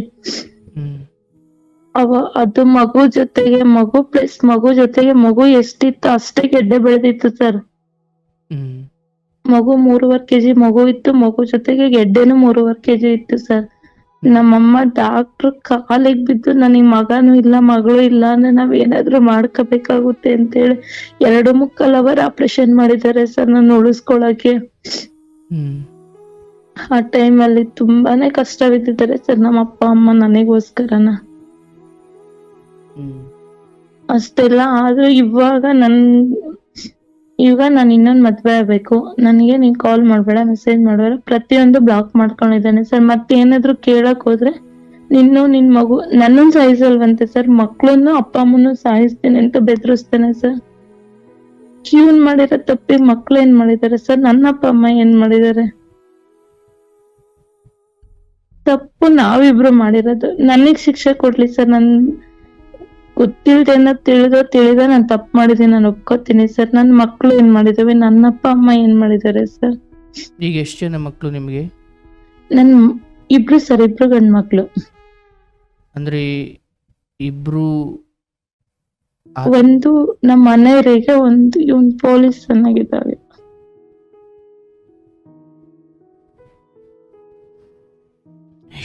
ಏನ್ ಮಾಡ್ಬೇಕು ಅಂತಾನೆ ನಂಗೆ ಗೊತ್ತಾಗ್ತಾ ಇಲ್ಲ ಸರ್. ಮತ್ತೆ ಹಂಗೆ ನಾನು ಮಾಡಿದ್ರೆ ನೀನ್ ದೇವ್ರ ಮುಂದ್ ಬಂದ ನರಸಿಂಹ ಸ್ವಾಮಿ ದೇವಸ್ಥಾನದ ಬಂದ್ ಮಾತ್ ಕೊಟ್ಟಿದ್ಯ, ಆಣೆ ಭಾಷೆ ಮಾಡಿ ಈ ತರ ಮೋಸ ಮಾಡ್ತಿದ್ಯಲ್ಲ ಅಂತಂದ್ರೆ ಭಾಷೆ ಕೊಟ್ಟವರೆಲ್ಲ ನೆರವೇರ್ಸಕ್ಕಾಗುತ್ತಾ? ಮಾತ್ ಕೊಟ್ಟವರೆಲ್ಲ ಮಾಡಕ್ಕಾಗುತ್ತಾ? ಹಂಗ್ ಬೇಕು ಅಂದ್ರೆ 3 ಲಕ್ಷ ಕೊಡು 4 ಲಕ್ಷ ಕೊಡು ಅಂತ ನನ್ಗೆ ದುಡ್ಡು ಕೇಳ್ತಾನೆ ಸರ್. ಏನ್ ಬೇಕು ಅಂದ್ರೆ ನನ್ಗೆ ಕೊಡಕ್ ಆಗಲ್ಲ, ಮಾತ್ ಕೊಟ್ಟಾಗ ನಡಿಯಕ್ ಆಗಲ್ಲ. ಅಂದ್ರೆ ಆತ ನಿನ್ ಜೊತೆ ಇರ್ಬೇಕಂದ್ರೆ ನೀನ್ 3 ಲಕ್ಷ ಕೊಡ್ಬೇಕು ಅಂತ. ನನಗ್ ಸಾಲ ಐತೆ, ನಾನ್ ಸಾಲ ತೀರ್ಸ್ಕೋಬೇಕು, ದುಡ್ಡು ಕೊಡು ಅಂತಾನೆ. ನಾನ್ ಹಂಗೂ ಕೆಟ್ಟ ಮಾತೆಲ್ಲ ಹೇಳಿದೀನಿ. ನನ್ನ ಹತ್ರ ಎಲ್ಲಿ ಬರುತ್ತೆ ದುಡ್ಡು? ನಾನೇ 10 ತಿಂಗಳು ಮನೇಲಿ ಇದ್ದು ಇವಾಗ ಜಾಬಿಗೆ ಬಂದ್ 3-4 ತಿಂಗಳಾಗಿದೆ. ನಾನ್ ಎಲ್ಲಿಂದ ಕೊಡ್ಲಿ ಅಂದ್ರೆ ನನಗ್ ಗೊತ್ತಿಲ್ಲ. ನಾನ್ ಹಂಗೂ ಬಾಯ್ ಬಿಟ್ಟು ಹೇಳಿದೀನಿ, ನಾನೇನ್ ಯಾರಾದ್ರ ಹತ್ರ ಹೋಗ್ ತಂದ್ಕೊಡ್ಲಾ ಅಂತೆಲ್ಲ ಅಸಹ್ಯವಾಗೆಲ್ಲ ಕೇಳಿದೀನಿ ಸರ್. ಅದೆಲ್ಲ ನಂಗೆ ಹೇಳ್ಬೇಡ, ನನಗ್ ಸಾಲ ತೀರ್ಬೇಕಷ್ಟೇ ಅಂತಾನೆ ಸರ್. ನನಗೆ ಮಾಡ್ಬೇಡ, ಪ್ರತಿಯೊಂದು ಬ್ಲಾಕ್ ಈಗ ಮಾಡಿದಾನೆ. ಆತ ಮೊದ್ಲು ಕೆಲಸ ಮಾಡ್ತಿದ್ದ ಜಾಗದಲ್ಲಿ ಇಲ್ಲ? ಇಲ್ಲ ಸರ್, ಅವರು ನಾನ್ ಅಲ್ಲಿಗೆ ಡ್ಯೂಟಿಗೆ ಹಾಕಿಸ್ಕೊಳ್ಳಿಲ್ಲ ಸರ್, ನಾನು ಬೇರೆ ಕಡೆ ಮಾಡ್ತಾ ಇದ್ದೀನಿ. ಅಲ್ಲಿದ್ರೆ ಹಳೆ ನೆನಪುಗಳು ಎಲ್ಲ ಕಾಡ್ತವೆ ಅಂತ ಹೇಳಿ. ವಿರುದ್ಧ ನೀವು ಕಂಪ್ಲೇಂಟ್ ಕೊಟ್ಟಿಲ್ಲ ಸರ್ ನಾನು ಏನಂತ ಕಂಪ್ಲೇಂಟ್ ಕೊಡ್ಲಿ ಸರ್? ನಾನು ಅದು ಅಂದೆ, ನಾನು ಕಂಪ್ಲೇಂಟ್ ಕೊಡ್ತೀನಿ, ಕೋರ್ಟ್ಗೆ ಹಾಕ್ತೀನಿ ಅಂದ್ರೆ ನಂದು ಮಗು ಅನ್ನಕ್ ಏನ್ ಸಾಕ್ಷಿ ಐತೆ ನಿನ್ ಹತ್ರ ಅಂತ ಕೇಳ್ತಾನೆ. ಅರೆ ಅದಕ್ಕೆ ಅದರದೇ ಆದ ಮಾನದಂಡಗಳಿದ್ದಾವ, ಆ ಹೌದಲ್ವಾ? ಸರ್ ಇದೆ, ಇಲ್ಲ ಅಂತ ಹೇಳಲ್ಲ. ಬಟ್ ನನಗೆ ಫೈಟ್ ಮಾಡೋವಷ್ಟು ಬ್ಯಾಕ್ ಸಪೋರ್ಟ್ ಬೇಕಲ್ಲ ಸರ್. ನಮ್ಗೆ ಯಾರು ಸಪೋರ್ಟ್ ಮಾಡೋದಿಲ್ಲ. ಕಾನೂನು ಅವರು ಡಿಪಾರ್ಟ್ಮೆಂಟ್ ಆಗಿರೋರು ಕಾನೂನು ಯಾವ ರೀತಿ ಬೇಕಾದ್ರೂ ಮುಚ್ಚಾಕ್ತಾರೆ ಸರ್. ಮೊದ್ಲೇ ಉತ್ತರ ಕರ್ನಾಟಕದ ಜನ ಅವ್ರು ಹೆಂಗ್ ಬೇಕಾದ್ರೆ ನಮ್ಮನ್ನೇ ಚಪ್ಪಟಿ ಕಲ್ ತರ ಮಾಡ್ಕೋತಾರೆ ಸರ್. ನಂಗೆ ಏನ್ ಮಾಡ್ಬೇಕು ಅಂತ ದಾರಿನೇ ಗೊತ್ತಾಗ್ತಾ ಇಲ್ಲ ಸರ್. ಇಲ್ಲ ಪ್ರತಿಯೊಂದು ವಾಟ್ಸಪ್, ಫೇಸ್ಬುಕ್, ಇನ್ಸ್ಟಾಗ್ರಾಮು ಪ್ರತಿಯೊಂದು ಬ್ಲಾಕ್ ಮಾಡಿದಾನೆ ಸರ್. ನಂಬರ್ ಸಮೇತ ಬ್ಲಾಕ್ ಮಾಡ್ಕೊಂಡಿದ್ದಾನೆ. ಕರ್ನಾಟಕದವ್ರಿಗೆ ಆ ಬುದ್ಧಿ ಅಂತ ನೀನ್ ಹೆಂಗವ ಹೇಳ್ತೀಯ?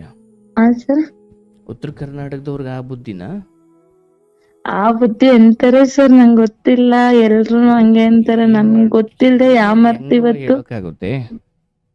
ಸರ್ ಅದು ಸರ್ ಹೇಳಿ. ಅಂತ ಹೇಳಲಿಕ್ಕೆ ಆಗಲ್ಲ, ಅದೆಲ್ಲ ಸಂತರ ನಾಡು. ನನ್ ಗೊತ್ತಿಲ್ದೆ ಯಾಮರ್ತಿ ಇವತ್ತು ತುಂಬಾ ನೋವು ಅನ್ಭವಿಸ್ತಾ ಇದೀನಿ ಸರ್. ಇಂಥವ್ರು ಬರ್ತಾರೆ, ಕೆಲವೊಬ್ರು ಏನು ಮಾಡ್ಲಿಕ್ಕೆ ಆಗಲ್ಲ. ಹಾಗಂತ ಆ ಮಂದಿಯನ್ನ ನಾವು ಹಂಗೆ ಹೇಳಲಿಕ್ಕಾಗಲ್ಲ. ಬಟ್ ಈಗ ನಿನ್ನ ಗಂಡನಿಗೆ ಈ ಮಗುವಿನ ವಿಚಾರದಲ್ಲಿ ಏನ್ ಯಾವತ್ತು ಡೌಟ್ ಆಗಿ ಏನು ಕೇಳಿಲ್ವಾ? ಡೌಟ್ ಇದೆ ಸರ್. ಅವರು 2-3 ಸತಿ ಅಪಾರ್ಷನ್ ಮಾಡಿಸೋ ಅಂದ್ರು ನಮ್ಮ ಆ ಟೈಮಾಗ ಬಿಟ್ಕೊಡ್ಲಿಲ್ಲ. ಸರಿನಾ ತಪ್ಪ ಗೊತ್ತಿಲ್ಲಪ್ಪ, ನಾನೊಂದ್ ಜೀವ ಕೊಲ್ಲಲ್ಲ, ನೀನ್ ಸಾಕ್ಲಿಲ್ಲ ಅಂದ್ರೆ ನಾನ್ ಸಾಕ್ತೀನಿ. ಅವತ್ಲಿಂದ ಬಂದಿಲ್ಲ ಸರ್. ನಾನ್ 3 ತಿಂಗಳು ಪ್ರೆಗ್ನೆಂಟ್ ಅಂದಾಗ್ಲಿಂದಲೂ ನನ್ ಗಂಡ ಬೆಂಗಳೂರಿಗೆ ಬಂದಿಲ್ಲ. ಅವ್ರಿಗೆ ಡೌಟ್ ಹೇಗೆ? ನಿಮ್ ಗಂಡನಿಗೆ ಡೌಟ್ ಹೇಗೆ? ಡೌಟ್ ಅಂದ್ರೆ ಸರ್, ಇವರು ಕಾಲ್ ಮಾಡಾರಲ್ಲ ಸರ್, ನಾನ್ ಮನೇಲಿದ್ದಾಗ ಕಾಲ್ ಮಾಡೋದು, ಮತ್ತೆ ಅವರುನು ನನ್ ಕೆಲ್ಸನೇ ಮಾಡೋದು, ಮತ್ತೆ ಅವರು ಸ್ಟೇಷನ್ ಡ್ಯೂಟಿ ಮಾಡ್ತಾರೆ. ಬಟ್ ಏನ್ ಡೌಟ್, ಪ್ರತಿಯೊಂದು ನನ್ ಮೊಬೈಲ್ ಏನಾಗುತ್ತೆ, ಹೆಂಗ್ ಕಂಡಿಡಿತಾರೋ ನಂಗೆ ಗೊತ್ತಿಲ್ಲ ಸರ್. ಪ್ರತಿಯೊಂದು ಗೊತ್ತಾಗುತ್ತೆ ಅವ್ರಿಗೆ. ಒಂದ್ ಮೆಸೇಜ್ ಆದ್ರೂ ಗೊತ್ತಾಗುತ್ತೆ, ನನ್ ಮೊಬೈಲ್ ಇಂದ ಬೇರೆಯವ್ರಿಗೆ ಅಮೌಂಟ್ ಟ್ರಾನ್ಸಾಕ್ಷನ್ ಆದ್ರೂ ಗೊತ್ತಾಗುತ್ತೆ ಸರ್. ಫೋನ್ ಪೇ ಆಗ್ಲಿ, ಗೂಗಲ್ ಪೇ ಆಗ್ಲಿ. ಅದು ಆ ಡೌಟ್ ಬೇರೆ. ಬಟ್ ಮಗುವಿನ ವಿಚಾರದಲ್ಲಿ ನಾನು ಕೇಳಿದ್ದು ಸರ್, ಮಗುವಿನ ವಿಚಾರದಲ್ಲಿ ಯಾವ ತರ ಡೌಟ್? ನಾನು ಒಂದಿನನು ಬಂದ್ ನಿನ್ ಜೊತೆ ಮಲಗಿಲ್ಲ, ಹೆಂಗ್ ಮಗು ಆಯ್ತು ಇದೆ ಅನ್ಮಾನ ಸರ್. ಆ ಟೈಮಲ್ಲಿ ನಮ್ಮ ಅತ್ತೆಗೆ ಸ್ಟ್ರೋಕ್ ಆಗಿತ್ತು ಸರ್. ಅವ್ರ ಊರಲ್ಲಿದ್ರು. 5-6 ತಿಂಗಳು ಬೆಂಗಳೂರಿಗೆ ಬಂದಿರ್ಲಿಲ್ಲ. ಅಲ್ವಾ? 5-6 ತಿಂಗಳು ಬೆಂಗಳೂರಿಗೆ ಬಂದಿರ್ಲಿಲ್ಲ ಸರ್. ಅವ್ರ ಊರಲ್ಲೇ ಇದ್ರು, ಅವ್ರ ತಾಯಿ ನೋಡ್ಕೊತಾ ಇದ್ರು. ಇವ್ರು ಫೋನಲ್ಲಿ ಮಾನಸಿಕವಾಗಿ ಹಿಂಸೆ ಕೊಟ್ಟು ನನ್ನ ತಪ್ಪದಾರಿ ತುಳಿಯೋ ರೀತಿ ಮಾಡಿದ್ರು ಸರ್. ನನ್ ತಪ್ಪಾಗಿದೆ, ಇಲ್ಲ ಅಂತ ಹೇಳಲ್ಲ ಸರ್, ನಾನು ಒಪ್ಕೋತೀನಿ. ಆ ತಪ್ಪಿಗೆ ನಾನು ಪ್ರತಿ ದಿನ ಪಶ್ಚಾತ್ತಾಪ ಪಡ್ತಾ ಇದ್ದೀನಿ ಸರ್. ಅವ್ರು ನಮಗ್ ಸುಳ್ಳೇಲಿ ಮದ್ವೆ ಮಾಡ್ಕೊಂಡು ತಪ್ಪು ಮಾಡಿರೋ. ಬಟ್ ನನ್ ಗೊತ್ತಿಲ್ಲದೆ ನಾನು ತಪ್ಪಂತೂ ಮಾಡಿದೀನಿ ಸರ್. ಆ ತಪ್ಪಿಗೆ ಕ್ಷಮೆ ಯಾವ ರೀತಿ ಕೊಡ್ಬೇಕಾ ನಂಗೆ ಗೊತ್ತಾಗ್ತಾ ಇಲ್ಲ ಸರ್. ಬಟ್ ನನ್ ಮಕ್ಳಿಗೆ ಏನು ಆಗ್ಬಾರ್ದು ಅಷ್ಟೇ ಸರ್. ನಾನೊಬ್ರು ಮನೆ ಬಚ್ಚಲು ಬೆಳೆದಾಗ್ಲಿ ನನ್ ಮಕ್ಳನ್ನ ಸಾಕ್ತೀನಿ. ಅವನ ಕಡೆಯಿಂದ ಮಕ್ಳಿಗೆ ಏನು ಆಗ್ಬಾರ್ದು ಅನ್ನೋದು ನನ್ನ ಆಸೆ. ಎಷ್ಟು ವರ್ಷ ಸರ್? ಮಕ್ಳಿಗೆ ಎಷ್ಟು ವರ್ಷನವ ಸರ್? ದೊಡ್ಡ ಮಗುಗೆ 5 ವರ್ಷ ಸರ್. ಈ ಪಾಪುಗೆ ವರ್ಷದಿಂದ 2 ತಿಂಗಳು ಸರ್. ಈಗ ಬೆಂಗಳೂರಲ್ಲೇ ಇರೋದಾ? ಸರ್ ಬೆಂಗಳೂರಿಗೆ ಬಂದು 5 ತಿಂಗಳಾಯ್ತು ಸರ್. ತಾಯಿ ಸರ್ ತಾಯಿನೂ ನಿಮ್ ಜೊತೆ ಇದ್ದಾರಾ? ಇಲ್ಲ ಸರ್, ಮಕ್ಳಿಬ್ರು ಊರಲ್ಲಿದ್ದಾರೆ. 15 ದಿನಕ್ಕೊಂದ್ಸತಿ ಊರಿಗೆ ಹೋಗಿ ಮಕ್ಳನ್ನ ನೋಡ್ಕೊಬರ್ತೀನಿ. ಹ್ಮ್. ನಾನ್ ದುಡಿಲಿಲ್ಲ ಅಂದ್ರೆ ಅಪ್ಪ ಅಮ್ಮನ್ಗೆ ನೋಡ್ಕೊಳ್ಳೋರು ಯಾರು ಇಲ್ಲ, ಮಕ್ಳಿಗೆ ತಂದಾಕರು ಯಾರು ಇಲ್ಲ ಸರ್. ಗಂಡ ಈಗ ಡೈವರ್ಸ್ ಕೊಡು ಅಂತ ಕೇಳ್ತಿರೋದಾ? ಅವ್ರು ಡೈವರ್ಸ್ ಏನು ಕೇಳ್ತಾ ಇಲ್ಲ ಸರ್. ಅವ್ರು ಮೊದಲನೇ ಹೆಂಡತಿ ಕೇಸ್ ಹಾಕಿದ್ದಾರೆ, ಕೋರ್ಟಲ್ಲಿ ಕೇಸ್ ನಡೀತಾ ಇದೆ. ಹ್ಮ್. ಇವ್ರು ನನ್ಗೇನು ಡೈವರ್ಸ್ ಕೊಡು ಬಿಟ್ಟೋಗು ಅಂತ ಏನು ಕೇಳ್ತಿಲ್ಲ ಸರ್. ಅನುಮಾನ ಮತ್ತೆ ಅವ್ರ ಕಡೆಯಿಂದ ಅವರಿಗೆ ತುಂಬಾ ಟಾರ್ಚರ್ ಆಗ್ತಾ ಇದೆ. ಕೇಸ್ ಹಾಕಿದಾರಲ್ಲ ಸರ್, ನಂಗೆ ಅಷ್ಟ್ ಲಕ್ಷ ಬೇಕು, ಇಷ್ಟ್ ಲಕ್ಷ ಬೇಕು, ಹ್ಮ್. ಮತ್ತೆ ಕೋರ್ಟ್ ಅಲ್ಲೂ ಅವ್ರ ಫೇವರ್ ಅಂತಾನೆ ಆಗಿದೆ. ಹ್ಮ್.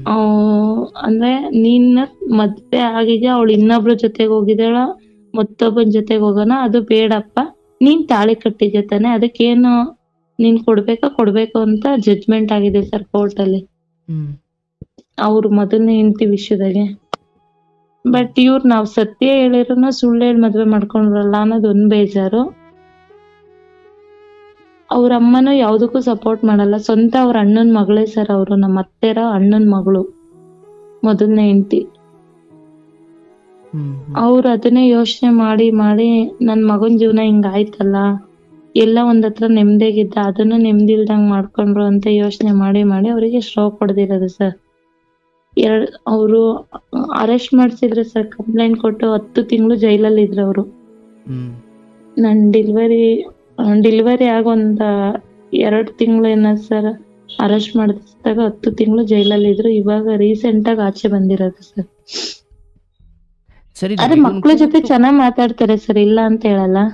ನನ್ ಜೊತೆಗೆ ಯಾವ್ದೇ ಇದಿಲ್ಲ ಅಂದ್ರು ಅಪ್ಪ ಅಮ್ಮನ ಜೊತೆ ಮಕ್ಳ ಜೊತೆ ಚೆನ್ನಾಗ್ ಮಾತಾಡ್ತಾರೆ. ಅಲ್ಲ, ಈಗ ಇದನ್ನ ಕೂತು ಬಗೆಹರಿಸುವ ಹಿರಿಯರ ಪ್ರಯತ್ನ ಆಗಿಲ್ವಾ? ಎಲ್ಲ ಆಗಿದೆ ಸರ್, ಅವ್ರು ಒಪ್ಕೋತಾ ಇಲ್ಲ. ಏನು ಒಪ್ಕೊಳ್ತಾ ಇಲ್ಲ? ನಮ್ಮ ಮನೆಗೆ ಇಲ್ಲಿಗಾದ್ರೂ ಬಂದಿರು, ಇಲ್ಲ ನಾವ್ ಅಲ್ಲಿಗೆ ಬರ್ತೀವಿ ಅಂದ್ರೆ ಎರಡಕ್ಕೂ ಒಪ್ಕೋತಾ ಇಲ್ಲ ಸರ್. ಅವ್ರ ಕಡೆ ಏನು ಇನ್ನು ಕೇಸ್ ಕ್ಲಿಯರ್ ಆಗಿಲ್ವಲ್ಲ. ಮತ್ತೆ ವ್ಯಕ್ತಿ ಕೆಲ್ಸಕ್ ಹೋಗಲ್ಲ ಸರ್, ದುಡಿಯಲ್ಲ. ಮೇನ್ ಪ್ರಾಬ್ಲಮ್ ಅದೇ. ಕೆಲ್ಸಕ್ ಹೋದ್ರೆ ಸರ್ ತಾನೇ ಜೀವನ ಆಗೋದು. ಮಕ್ಳು ಅಪ್ಪ ಅಮ್ಮ ಸಾಕ್ಬೇಕು ಅಂದ್ರೆ ನಮ್ಗೆ ಏನಾದ್ರೂ ಒಂದ್ ದುಡಿಮೆ ಅನ್ನೋದು ಇರ್ಬೇಕಲ್ಲ ಸರ್. ಅಂದ್ರೆ ತಾಯಿಗೆ ಸ್ಟ್ರೋಕ್ ಆಗಿದೆ, ಆ ಕಡೆ ಹೆಂಡತಿ ಕೇಸಲ್ಲಿ ತುಂಬಾ ಹೆಂಡತಿ ಕೇಸಲ್ಲಿ ಅದೊಂದು ಅಪ್ಸೆಟ್. ಮತ್ತೆ ಅಕ್ಕ ತಂಗಿರ್ 5 ಜನ ಹೆಣ್ಮಕ್ಳು ಸರ್, 5 ಜನನು ಕೋರ್ಟಲ್ಲಿ ಕೇಸ್ ಹಾಕಿದ್ದಾರೆ ಜಮೀನಲ್ಲಿ ಭಾಗ ಬರ್ಬೇಕು ಅಂತ. ವ್ಯಕ್ತಿಗೆ ಎಲ್ಲಾ ಕಡೆಗೂ ಟಾರ್ಚರ್ ಸರ್. ವ್ಯಕ್ತಿ ಒಳ್ಳೆನೇ ಇಲ್ಲ ಅಂತ ನಾನು ಹೇಳಲ್ಲ, ಬಟ್ ಯಾವ ಪರಿಸ್ಥಿತಿಗೆ ನನ್ ವಿಷಯ ಮುಟ್ಟಿರ್ತೀರ ಅವ್ರದ್ದೆಲ್ಲಾ ಟಾರ್ಚರ್ ತಗೊಂಡೋಗಿ ನನಗ್ ಮಾನಸಿಕವಾಗಿ ಹಿಂಸೆ ಕೊಡ್ತಾರೆ ಸರ್ ಅವರು. ನಿನ್ ಸಾಚ ಅನ್ನೋದಕ್ಕೆ ಏನಿದೆ, ಮದ್ವೆ ಆದಾಗ್ಲೇ ಹಂಗ್ ಮಾಡಿರೋಳು, ಯಾವನ್ ಜೊತೆ ಮಲಗಿದ್ಯಾ, ನೀನ್ ನಿಜವಾಗ್ಲೂ ಬೆಂಗಳೂರಾಗ ಒಬ್ಳೇ ಇದೀಯಾ, ಹಂಗೆ ಹಿಂಗೆ ಅಂತ ಮಾನಸಿಕ ಟಾರ್ಚರ್ ಕೊಡ್ತಾರೆ ಸರ್. ಒಬ್ರ ಹತ್ರ ಮಾತಾಡೋದು ತಪ್ಪು, ಯಾರು ಡಿಪಾರ್ಟ್ಮೆಂಟ್ ಅಲ್ಲಿ ಕಾಲ್ ಮಾಡಂಗಿಲ್ಲ. ನನ್ ಒಟ್ಟಿಗೆ ಅವ್ರ ಫೋನ್ ಮಾಡಿದಾಗ ನನ್ ಫೋನು ವೇಟಿಂಗ್ ಬರಂಗಿಲ್ಲ. ಈ ತರ ತಂದಾಕದೇನೂ ಇಲ್ಲ, ಅನುಮಾನ ಪಡ್ತಾರೆ ಅಷ್ಟೇ. ಆಯ್ತಪ್ಪ, ಈಗ ಸ್ವಲ್ಪ ನಾನೊಂದಷ್ಟು ವಿಚಾರಗಳನ್ನು ಹೇಳ್ತೀನಿ, ಕೇಳಿಸ್ಕೊಳ್ಳವ. ಈಗ ಇದನ್ನು ಬಿಡಿಸ್ಕೊಂಡು ಇನ್ನೊಂದು ಇದು, ಈಗ ಹಿಂದೆ ಯಾವುದನ್ನು ಬಿಡಿಸ್ಕೊಂಡೆ ಅಥವಾ ಹಿಂದೆ ಯಾವುದನ್ನು ಆದರೆ ಮಕ್ಕಳಾಗಿರ್ಲಿಲ್ಲ, ಆ ಸಮಯದಲ್ಲಿ ನೀನು ಬಿಡಿಸ್ಕೊಂಡ್ರು ಅಲ್ಲಿ ಏನು ಯಾರಿಗೂ ನಷ್ಟ ಇಲ್ಲ. ಇಲ್ಲಿ 2 ಮಕ್ಕಳಿದ್ದಾವೆ. ಈಗ ಅದೇನಾಯ್ತು ಕತೆ ನಾನು ಆಮೇಲೆ ಮಾತಾಡ್ತೀನಿ. ಬಟ್ ಈತನ ವಿಚಾರದಲ್ಲಿ ಕೆಲವೊಮ್ಮೆ 3ಕ್ಕೆ 3 ಸರಿ ಹೋಗದೆ ಇದ್ರು 1 ಅಥವಾ 2 ಆದ್ರೂ ಸರಿ ಇದ್ದಾವಲ್ಲ ಅಂತ ತೃಪ್ತಿ ಪಟ್ಕೊಳ್ಳೋದು ಬಹಳ ಮುಖ್ಯ. ಅಂದ್ರೆ ನಾನೇನು ಹೇಳ್ತಾ ಇದ್ದೀನಿ ಅಂದ್ರೆ, ನನ್ನ ಜೊತೆ, ಮಕ್ಳ ಜೊತೆ, ನಮ್ಮ ಅಪ್ಪ ಅಮ್ಮನ ಜೊತೆ 3 ಜೊತೆನೂ ಚೆನ್ನಾಗಿರ್ಬೇಕು ಸರ್ ಅಂದ್ರೆ ಆಗದೆ ಇರ್ಬೋದು. ಬಟ್ ಮಕ್ಳ ಜೊತೆ ಅಪ್ಪ ಅಮ್ಮನ ಜೊತೆ ಚೆನ್ನಾಗಿದ್ದಾನೆ, ಹೌದಲ್ಲ ಸರ್? ಅಪ್ಪ ಅಮ್ಮನ ಜೊತೆ ಮಕ್ಳ ಜೊತೆ ನಾನು ಅದನ್ನೇ ಹೇಳ್ತಾ ಇದ್ದೀನಿ. ಇಲ್ಲಿ ನೋಡಿ, ಕರ್ಮಗಳು ಎಲ್ಲೆಲ್ಲೂ ಹೊಡಿತಾವ ನಮಗೆ ಅಂದ್ರೆ, ಆತ ಸತ್ಯವನ್ನ ಮುಚ್ಚಿಟ್ಟು ಮದುವೆ ಆಗಬೇಕು ಅನ್ನೋ ಕಾರಣಕ್ಕೆ, ಸತ್ಯವನ್ನ ಮುಚ್ಚಿಟ್ಟ ಕಾರಣಕ್ಕೆ, ಅಂಡ್ ಇವತ್ತು ಆ ಸತ್ಯವೇ ಆತನನ್ನು ಕೊಲ್ತಾ ಇದೆ. ಆ ಹೆಂಡತಿ ಅಯ್ಯೋ ಅನ್ನಿಸ್ತಿದ್ದಾಳೆ, ಆ ಹೆಂಡತಿ ಕೊಡಬಾರ್ದು ಕಾಟ ಕೊಡ್ತಿದ್ದಾಳೆ, ಕಾನೂನಾತ್ಮಕವಾಗಿ ಹೋರಾಡ್ತಿದ್ದಾಳೆ. ಅಂದ್ರೆ ಬಹುಶಃ ಅದನ್ನೊಂದು ಕ್ಲಾರಿಟಿ ತಗೊಂಡು ಅದರಲ್ಲೊಂದು ಸ್ಪಷ್ಟತೆ ತಗೊಂಡು ನಿನ್ನ ಕಡೆ ಬಂದಿದ್ದಿದ್ರೆ ನೀವಿಬ್ರು ಚೆನ್ನಾಗಿರ್ತಿದ್ರಿ. ಹೌದು ಸರ್. ಬಟ್ ನಾನು ಎಷ್ಟು ದಿನ ಅಂತ ಇರಲಿ ಅಂದ್ಕೊಂಡು ಆತರ ಬಿದ್ದ ಕಾರಣಕ್ಕೆ ಅಲ್ಲಿ ಒಂದು ಅರೆಗಳಿಗೆ ಆತನಿಗೆ ಅದರಿಂದ ಸ್ವಲ್ಪ ಮುಕ್ತಿ ನಿರಾಳ ಸಿಕ್ಕಿದ್ರು ಕೂಡ ಅದೇನು ಶಾಶ್ವತವಾದ ನೆಮ್ಮದಿ ಅಲ್ಲ. ಈಗ ಮತ್ತೆ ಶುರುವಾಗಿದೆ ಅದು. ಹೌದು ಅಂದ್ರೆ ಸರ್. ಅದರ ಅರ್ಥ ನಾವು ಯಾವುದೇ ಒಂದು ಕೆಲಸವನ್ನ ಯಶಸ್ವಿಗೊಳಿಸ್ಕೊಳ್ಳಿಕ್ಕೆ ಅಥವಾ ಯಾವುದೋ ಒಂದು ಕೆಲಸದಲ್ಲಿ ಗೆದ್ದು ಬಿಡ್ಲಿಕ್ಕೆ ಒಂದು ಸತ್ಯವನ್ನ ಬಿಡು ಇದರಿಂದ ತೊಂದರೆ ಆಗುತ್ತೆ ಅದನ್ನ ಹಾಗಾಗಿ ಇದನ್ನು ಮುಚ್ಚಿಟ್ಬಿಡೋಣ ಅಂತ ಸತ್ಯ ಅದು ಹೇಗೆ ಜಗತ್ತಿನ ಪ್ರತಿಯೊಂದು ವಸ್ತುವಿನ ಮೇಲೂ ಸೂರ್ಯನ ಕಿರಣ ಬಿದ್ದೇ ಬೀಳುತ್ತೋ ಹಾಗೆ ಸತ್ಯ ಅನ್ನೋದು ಅದು ಎಷ್ಟು ಆಳಕ್ಕೆ ಮುಚ್ಚುತ್ತೀರೋ ಅಷ್ಟು ಜಿಗಿಯುತ್ತೆ ಅದ ಮೇಲಕ್ಕೆ. ಹೌದು. ಆದ್ರೆ ಸ್ವಲ್ಪ ತಡವಾಗಬಹುದು ಅಷ್ಟೇ. ಹೌದು. ಹಾಗಾಗಿ ಸತ್ಯವನ್ನ ಮುಚ್ಚಿಟ್ಟು ಅದರಿಂದ ನನಗೆ ಯಾವುದೋ ಸಂತೋಷ ಸಿಗುತ್ತೆ ಅನ್ನೋದಾದ್ರೆ ಅಥವಾ ಅದರಿಂದ ನನ್ನ ಯಾವುದೋ ಕೆಲಸ ಸಕ್ಸಸ್ ಆಯ್ತು ಅನ್ನೋದಾದ್ರೆ ಅದು ಸಕ್ಸಸ್ ಅಲ್ಲ, ಅದು ವಿಷ. ಆದ್ರೆ ಅವತ್ತು ನಮಗದು ಗೊತ್ತಾಗಲ್ಲ. ಹೌದು ಸರ್. ಅಂಡ್ ನೀವು ಗಂಡನ ವಿಚಾರದಲ್ಲಿ ಈಗ ನಾನು ಒಂದೇ ಮಾತಾಗಿ ಹೇಳ್ತೀನಿ, ಆತ ಇವತ್ತೇನು 5 ಜನ ಅಕ್ಕ ತಂಗಿದಿರು ಮತ್ತು ಆ ಮೊದಲನೇ ಹೆಂಡತಿ ಕೇಸು, ತಾಯಿಯ ಪಾರ್ಶ್ವವಾಯು ಲಕ್ವ ಹೊಡೆದಿರೋ ವಿಚಾರ ಅಂದರೆ ಇದೇನೋ ಒಂದಷ್ಟು ಕಾಡ್ತಾ ಇದೆ. ಅದನ್ನು ಅದ್ರ ಪಾಡಿಗೆ ಬಿಟ್ಬಿಡು. ಈಗ ಆತ ಹಿಂಗೆ ಮಾಡ್ತಾನೆ, ಹಂಗೆ ಅನುಮಾನ ಪಡ್ತಾನೆ, ಅದು ಇವತ್ತೇನು ಮೊದಲು ಅಲ್ಲ ಅಥವಾ ಇವತ್ತಿಗೆ ಅದು ಕೊನೆನೂ ಅಲ್ಲ, ಅದು ಹಿಂದೆಯಿಂದನೂ ಹಂಗೆ ಬಂದಿದೆ. ಬಟ್ ಇಲ್ಲಿ ನಾನು ಸರಿ ಮಾಡ್ಕೊಳ್ಬೇಕಾಗಿರೋದು ನೋಡವ್ವ, ಮೊದಲನೇ ಹುಡುಗ ಹಂಗೆ ಪೀಡಿಸಿ ಹಠ ಮಾಡಿ ಮದುವೆ ಆದ, ಇನ್ಯಾವನ ಜೊತೆನೋ ಮಲ್ಗು ಅನ್ನೋಷ್ಟು ನೀಚನಾಗಿದ್ದ, ಏನೋ ಅದರಿಂದಲೂ ನೀನು ದೂರ ಆದೆ. ಆಮೇಲೆ ತಮ್ಮ ನೀನು ಹೊಟ್ಟೆಯಲ್ಲಿ ಹುಟ್ಟುತ್ತೀನಿ ಅಂತ ಹೇಳ್ದ, ಏನೋ ಒಂದು ಭಾವನಾತ್ಮಕ ವಿಚಾರ, ಅದಕ್ಕೆ ನಿಮ್ಮ ದೊಡ್ಡಪ್ಪನ ಮಗ ಅದಕ್ಕೆ ಇನ್ನೊಂದು ತಂದು ಮದುವೆ ಮಾಡ್ದ. ಈಗ ಮದುವೆ ಮಾಡೋ ಸಮಯದಲ್ಲಿ ಆತ ಏನು ಹೊರದೇಶದಿಂದ ತಂದು ಮದುವೆ ಮಾಡ್ತಾ ಇಲ್ಲ, ಎಲ್ಲೋ ಪಕ್ಕದ ಊರೋ ಪಕ್ಕದ ಜಿಲ್ಲೆನೋ ಪಕ್ಕದ ತಾಲೂಕೋ ಇರುತ್ತೆ. ಅಲ್ಲಿ ನಮ್ಗೆ ಅವನ ಪೂರ್ತಿ ಹಿನ್ನೆಲೆ ಗೊತ್ತಿಲ್ಲ, ಅವನು ಎಲ್ಲಿ ಮದುವೆ ಆಗಿದ್ದಾನೆ, ಅವನ ಕತೆ ಏನು ಅಂತ ಗೊತ್ತಿಲ್ಲ. ಅಂದರೆ ಅದು ಮದುವೆ ಅನ್ನೋದನ್ನು ಏನು ಅಂದ್ಕೊಂಡದಾರ? ಮತ್ತೆ ಅದೇನು ಹೊರದೇಶದಿಂದ ತಂದಿದ್ದೀರಾ ಅಂದರೆ ತಡೆಯಪ್ಪ ಅಲ್ಲಿನ ಭಾಷೆ ಗೊತ್ತಿಲ್ಲ, ಅವ್ರವ್ರ ಕತೆ ಏನಿದೆಯೋ ಗೊತ್ತಿಲ್ಲ ಅನ್ಬೋದು. ಬಟ್ ಅವ್ರು ನಮ್ಮ ಕನ್ನಡದವ್ರೆ, ನಮ್ಮ ಸುತ್ತಮುತ್ತಲವ್ರೆ, ಅವ್ರ ವಿಚಾರವನ್ನು ನಾನು ತಿಳ್ಕೊಂಡಿಲ್ಲ ಮದುವೆ ಅನ್ನೋ ವಿಚಾರದಲ್ಲಿ ಆತರ ಬಿದ್ದುಬಿಟ್ಟೆ ಅನ್ನೋದಾದರೆ ಮದುವೆ ಮಾಡಿದವರು ಇಲ್ಲಿ ಪಾಪಿಗಳಾಗ್ತಾರೆ. ಈಗ ಅವ್ರ ಉದ್ದೇಶ ಸರಿ ಇತ್ತು, ಸರಿ, ಆದರೆ ಮುಂದೆ ನಿನ್ನ ಮಕ್ಕಳ ಕಾಲಕ್ಕಾದ್ರೂ ನಿನಗೆ ಬುದ್ಧಿ ಇರಲಿ. ಕೆಲವು ವಿಚಾರ ನಾವು ಎಷ್ಟು ಎನ್ಕ್ವೈರಿ ಮಾಡಿದ್ರು ಗೊತ್ತಾಗದೇ ಇರ್ಬೋದು, ಆದರೆ ಇಲ್ಲಿ ನೀನೇ ಒಪ್ಕೋ, ನಿನ್ನ ಆ ಪರಿಸ್ಥಿತಿಯಲ್ಲಿ ತಮ್ಮ ಆಸ್ಪತ್ರೆಯಲ್ಲಿದ್ದ ಬೇಗ ಮಾಡಬೇಕು ಅಂತ ಆಗಿರೋ ಮದುವೆನೇ ಹೊರತು ಎನ್ಕ್ವೈರಿ ಮಾಡ್ದು ಸರ್ ಆದರೂ ಗೊತ್ತಾಗಿಲ್ಲ ಅನ್ನೋ ವಿಚಾರ ನೀವು ಹೇಳಲಿಕ್ಕೆ ಸಾಧ್ಯನೇ ಇಲ್ಲ. ಯಾಕಂದ್ರೆ ಅಷ್ಟು ನೀವು ಮಾಡಿಲ್ಲ, ಅದು ಆತುರವಾಗಿರೋದು. ಹೌದು ಸರ್, ಒಪ್ಕೊತೀನಿ ಸರ್. ಹೌದಲ್ವಾ? ಅಂದ್ರೆ ಅಲ್ಲ ಅದು ಎಡವಟ್ಟು. ಅದಂದ್ರೆ ನಾಯಿ ಎಸ್ದಿತ್ತು ಅನ್ನ ಅಳಿಸಿತ್ತು ಅನ್ನಂಗೆ ಆಯ್ತಲ್ಲ.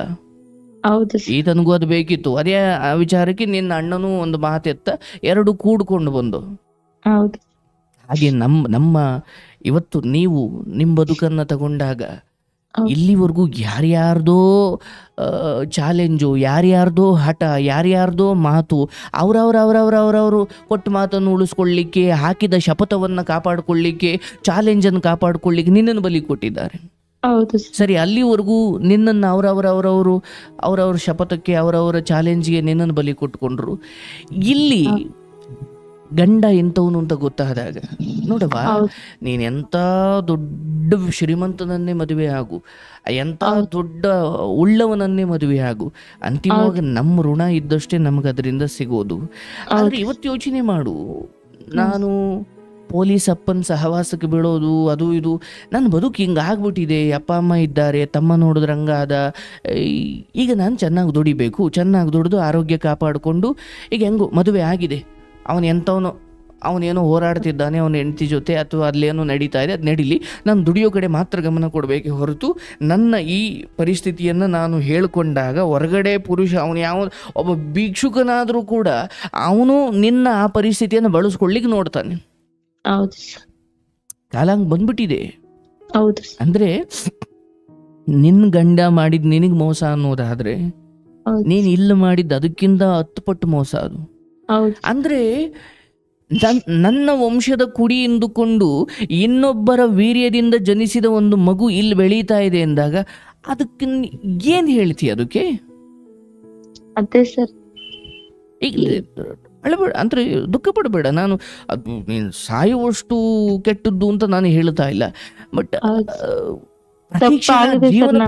ಕಣ್ಣು ಮುಂದೆ ಆ ಹುಡುಗ ಬಂದಾಗ್ಲೆಲ್ಲ ಕಾಡುತ್ತಲ್ಲವ ಅದು. ಹೌದು ಸರ್, ಕಾಡ್ತಾ ಇದೆ, ತುಂಬಾ ಕಾಡ್ತಾ ಇದೆ. ಅದು ಆ ಮಗುವಿನ ತಪ್ಪು ಖಂಡಿತ ಅಲ್ಲ.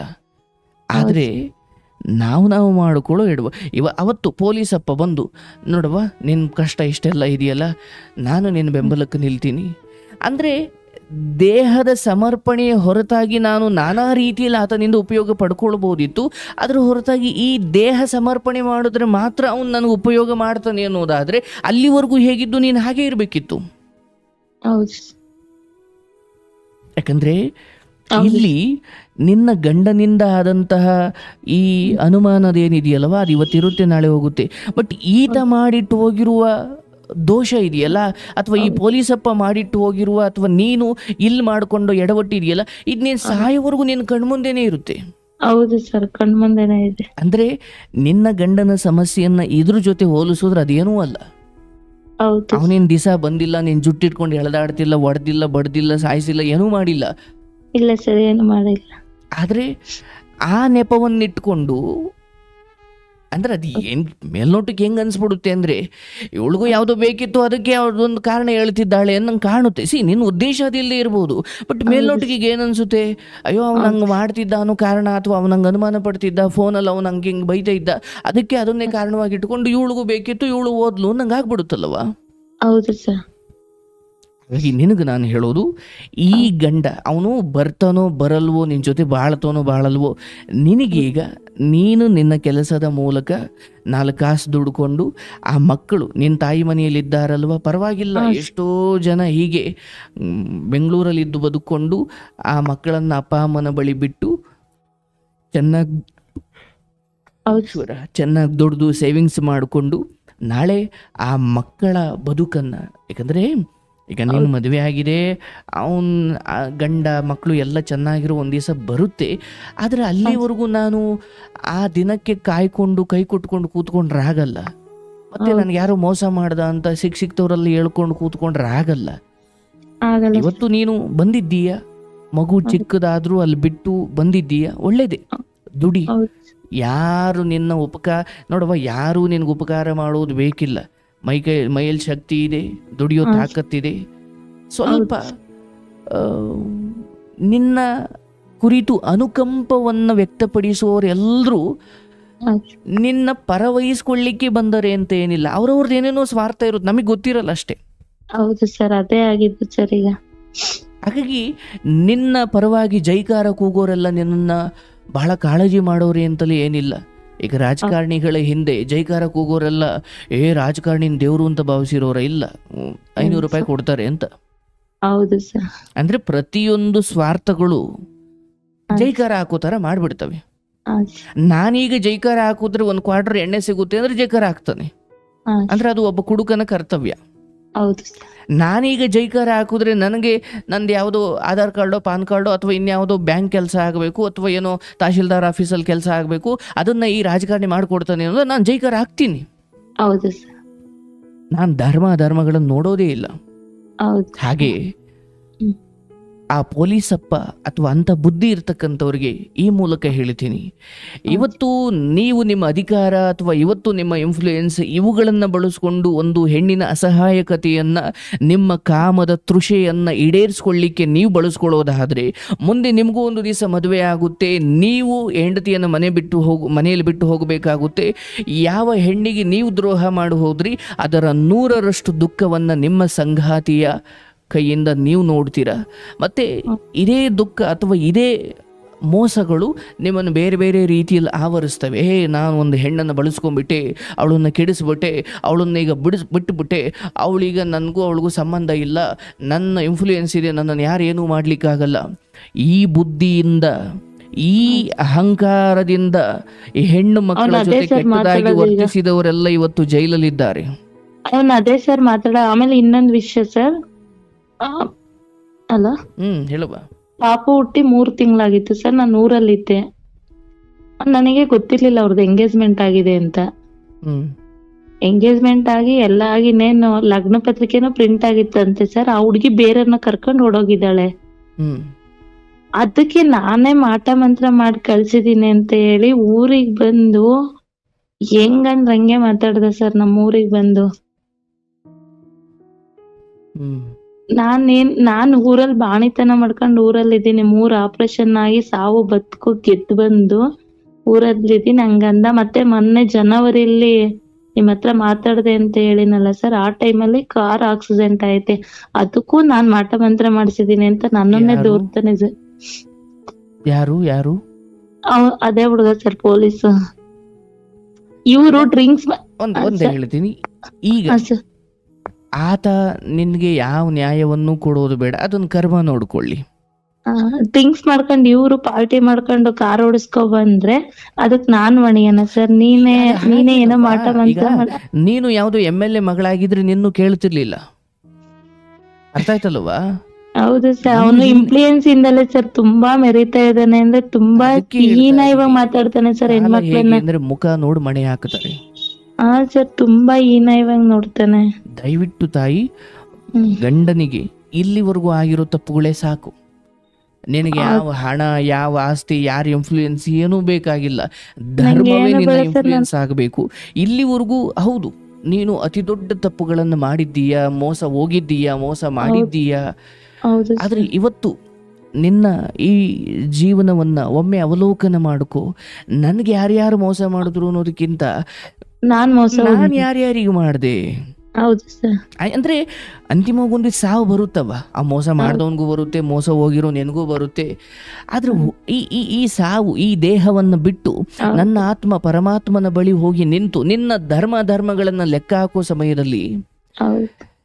ನನಗೆ ಇನ್ಯಾರು ಏನು ಮಾಡಿದ್ರು ಅದು ಒಂದು ಅನುಕಂಪದ ಲೆಕ್ಕಕ್ಕೆ ಸೇರಬಹುದು. ಆದ್ರೆ ನಾನು ಇನ್ಯಾರಿಗೆ ಏನೇನು ಮಾಡಿದೆ. ಹಾ ಸರ್. ಇವತ್ತು ಆ ಮಕ್ಕಳು ಹಾ ಸರ್. ಅವ್ರು ಯಾವ ತಪ್ಪು ಮಾಡಿಲ್ಲ. ಹಾ ಸರ್. ನಿಮ್ಮ ಒಡೆದಾಟಗಳು, ನಿಮ್ಮ ಜಂಜಾಟಗಳು, ನಿಮ್ಮ ವಿಚಾರಗಳಿಂದ ನೀವು ಆ ಮಕ್ಕಳು ಈಗ ನಿನ್ನ ತಾಯಿ ಮನೇಲಿ ಬದುಕ್ತಾ ಇದ್ದಾರೆ. ನಿನ್ನ ಇಡೀ ಜೀವನವನ್ನ ಆ ಮಕ್ಕಳನ್ನ ಕಾಪಾಡ್ಕೋ. ಗಂಡ ಬರ್ತಾನೋ ಹೋಗ್ತಾನೋ, ಅವನೇನು ಅನುಮಾನ ಪಡ್ತಾನೋ ಬೇಡ. ಈಗ ಅವನೇನು ಅನುಮಾನ ಪಡ್ತಿದ್ದಾನೆ ಅದೇನು ಸುಳ್ಳಲ್ವಲ್ಲ? ಈಗ ಹಂಗೆ ಆಯ್ತಲ್ವಾ? ಹೌದು ಸರ್. ಈಗ ಇದಕ್ಕೆ ಮುಂಚೆ ಅದು ಸುಳ್ಳಾಗಿತ್ತೇನೋ, ಬಟ್ ಈಗ ಅದು ಸುಳ್ಳಲ್ವಲ್ಲ? ಈಗ ಸುಳ್ಳಲ್ಲ ಸರ್. ಅಂದ್ರೆ ನೀನ್ ಅಂದುಕೋ, ಅವನು ಹೇಳ್ತಾ ಇಲ್ಲ, ಅವನ ಮೂಲಕ ಕರ್ಮ ಹೇಳ್ತಾ ಇದೆ. ಆಮೇಲೆ ಮಗು ಕೊಡು, ಮಗು ಸಾಕೋತೀನಿ ಅಂತ ನಾನ್ ಆ ಮಗುಗೋಸ್ಕರ ನನ್ ಜೀವನನೇ ತ್ಯಾಗ ಮಾಡಿ ಸತ್ತು ಬದುಕಿದೀನಿ. ನಾನ್ ಯಾಕೆ ಕೊಡ್ಲಿ ಸರ್ ಆ ಮಗುನ? ಮಗುವನ್ನ ಕೊಡೋದು ತಗೊಳ್ಳೋದು ವಿಷಯ ಅಲ್ಲವ, ಅದು ಇಬ್ಬರಿಗೂ ಸೇರಿದ್ದ, ಹೌದಲ್ಲ? ಹೌದು ಸರ್. ನಾನ್ ಹೆಂಗ್ ಕೊಡಕ್ಕಾಗುತ್ತೆ? ಅದು ಆ ವಿಚಾರವನ್ನ ಅಥವಾ ಅಂತ ವಿಚಾರ ಬಂದಾಗ ಅದು ನೀನೊಬ್ಳು ನಿರ್ಧಾರ ತಗೊಳ್ಳೋದಲ್ಲ. ಅದು ಮಗು ಕೊಡು, ನಾನ್ ಸಾಕತ್ತೀನಿ ಅಂತಾನೆ ಈಗ ಸರ್. ನಿನ್ನ ಮಗು ನಿಂತ ಇಟ್ಕೊಳ್ಳೋದ್ರ ಬದಲು ತಾಯಿ ಹತ್ರ ಯಾಕೆ ಅಂದ್ರೆ ಕಷ್ಟಪಟ್ಟು ಎತ್ತಿದ್ದಲ್ವ, ತಾಯಿ ಹತ್ರ ಯಾಕೆ ಬಿಟ್ಟಿದೀಯಾ? ಅಂದ್ರೆ ಕೊಡೋದು ತಗೊಳ್ಳೋದು ಅಂದ್ರೆ ಆ ಮಗು ದೈಹಿಕವಾಗಿ ಎಲ್ಲಿ ಬೆಳೀತಾ ಇದೆ ಅನ್ನೋದಲ್ಲ. ಅದಕ್ಕೂ ನನಗೂ ನಂಟಿದ್ರೆ ಅದು ಅಮೆರಿಕದಲ್ಲಿ ಬೆಳೆದ್ರು ಅದು ನಂದೇ ಅನ್ಕೊಳ್ತೀನಿ, ಹೌದಲ್ಲ? ಹೌದು. ಅಂದ್ರೆ ನಿನ್ನ ಗಂಡ ಅದನ್ನ ತಾಂಡೋಗಿ ಸಾಕಿದ್ರು ಅಥವಾ ಇನ್ಯಾರೋ ಸಾಕಿದ್ರು, ನನಗ ಆ ಮಗುವಿನೊಂದಿಗೆ ಸಂಬಂಧ ಇದೆ. ನನಗೆ ಆ ಮಗುವಿನ ಬೇಕು ಬೇಡಗಳನ್ನ ನಾನಿನ್ನೂ ನೋಡ್ತಾ ಇದ್ದೀನಿ, ಶಿಕ್ಷಣ ಕೊಡಿಸ್ತಾ ಇದ್ದೀನಿ, ನನಗೆ ಕೊಡು ಸಾಕೊಳ್ತೀನಿ ಅಂದ್ರೆ ಅದರ ಅರ್ಥ ನಿನ್ನ ಸಂಪರ್ಕವನ್ನು ಸಂಪೂರ್ಣವಾಗಿ ಕಟ್ಟು ಮಾಡುವ ಅಧಿಕಾರ ಯಾರಿಗೂ ಇಲ್ಲ. ಹೌದು ಸರ್. ನೀನ್ ಇಲ್ಲೊಂದ್ ಸಾಕ್ತಿ, ಆಮೇಲೆ ಬರ್ಕೊಡು, ಅಲ್ಲ ಬರ್ಕೊಡು, ನನ್ಗ ಆ ಮಗುಗೂ ನಂಗೂ ಏನು ಸಂಬಂಧ ಇಲ್ಲ. ಬರ್ಕೊಡೋದಿಲ್ಲ. ಇಲ್ಲ ನೋಡವ, ನಿಮ್ಮ ಸಂಬಂಧವನ್ನ ಏನಾದ್ರೂ ಇನ್ನೊಂಚೂರು ಒಳ್ಳೇದು ಮಾಡಬೇಕು ಅಥವಾ ಸಂಬಂಧ ಸ್ವಲ್ಪ ಚೆನ್ನಾಗಾಗ್ಬೇಕು ಅಂದ್ರೆ ಅದಕ್ಕೆ ಮಕ್ಕಳಿಂದ ಮಾತ್ರ ಸಾಧ್ಯನವ. ನಾನು ಅದಕ್ಕೆ ಹೇಳ್ದೆ, ಒಂದೇ ಮಾತು ಹೇಳ್ದೆ, ನಿನಗೆ ಧರ್ಮ ಇದ್ರೆ ನೀನೇನ್ ಮಾತು ಕೊಟ್ಟಿದ್ಯಾ ಅದಕ್ಕೆ ಹೆಲ್ಪ್ ಮಾಡು. ನಾನಂತೂ ನನ್ ಮಕ್ಳನ್ನ ಎಲ್ಲೂ ಕಳ್ಸಲ್ಲ. ಒಬ್ರು ಮನೆ ಬಚ್ಚಲು ಬೆಳೆದಾಗ್ಲಿ ಸಾಕ್ತೀನಿ. ಸರಿನಾ ತಪ್ಪಾಗಿದೆ, ತಪ್ಪು ತಿದ್ಕೊಂಡು ನನ್ ಮಕ್ಳನ್ನ ನಾನು ಸಾಕೋತೀನಿ, ನಾನು ಕಳ್ಸಲ್ಲ ಅಂದ್ರೆ ತಾಯಿ ಹತ್ರ ಬಿಟ್ಟಿದೆಯಲ್ವಾ, ಆ ಮಕ್ಕಳ ಖರ್ಚು, ಆ ಮಕ್ಕಳ ನೋಡವ, ಒಂದು ಹೆಣ್ಮಗಳಾಗಿ ನೀನು ದುಡಿದು ನಿನ್ನ ಖರ್ಚು ನೋಡಿಕೊಂಡು ಒಂದೆಲ್ಲ ಒಂದು ಚೀಟಿ ಹಾಕಿ ಎಲ್ಲ ತಾಯಿಗೂ ಅಷ್ಟು ಇಷ್ಟು ನೋಡಿಕೊಂಡು ಒಂದು ಮಾತು ಬರ್ತವೆ ತಾಯಿ ಮನೆಯಿಂದ. ಇನ್ನು ಇದೆಲ್ಲ ಬಿಟ್ಬಿಡು. ನಾನು ಯಾವಾಗಲೂ ನನ್ನ ತಾಯಿ ಉದಾಹರಣೆ ಕೊಡ್ತೀನಿ ಕಣವ. ಹೀಗೆ ನನ್ನ ತಾಯಿ ಕೂಡ ನನ್ನನ್ನ 9 ತಿಂಗಳು ಮಗುವಿನಲ್ಲಿ ನನ್ನ ಅಜ್ಜಿ ತಾತ ಬಂದು ಎತ್ಕೊಂಡು ಹೋಗಿರೋ. ಹೌದು ಸರ್. ಅಲ್ಲಿ ನಾನು 18 ವರ್ಷಗಳ ಕಾಲ ನಾನು ಅಲ್ಲೇ ಬೆಳೆದಿದ್ದು. ಹೌದು ಸರ್. ಇವತ್ತು ನಾನು ಅಜ್ಜನಹಳ್ಳಿ ಅಂತ ಹೇಳ್ತೀನಲ್ಲ, ಅದು ನನ್ನ ಸ್ವಂತ ಊರಲ್ಲ. ನನಗೆ ಉಸಿರಾಡ್ಲಿಕ್ಕೆ ಗಾಳಿ, ಇರೋಕೆ ಜಾಗ, ಮತ್ತೆ ಪ್ರೀತಿ, ಶಿಕ್ಷಣ, ಗುರುಕುಲ ಎಲ್ಲವನ್ನ ಕೊಟ್ಟಿದ್ದ ಆ ಹಳ್ಳಿ. ಹೌದು ಸರ್. ಅಂದ್ರೆ ಮಕ್ಕಳು ಅಲ್ಲಿ ಬೆಳೀತಾ ಇದ್ದಾರಲ್ಲ, ನಾನು ಹೇಳ್ತೀನಿ ಅಜ್ಜಿ ತಾತ ಈ ಹಳ್ಳಿ ಪ್ರದೇಶ ಪುಣ್ಯ ಇರ್ಬೇಕು ಅದಕ್ಕೆ.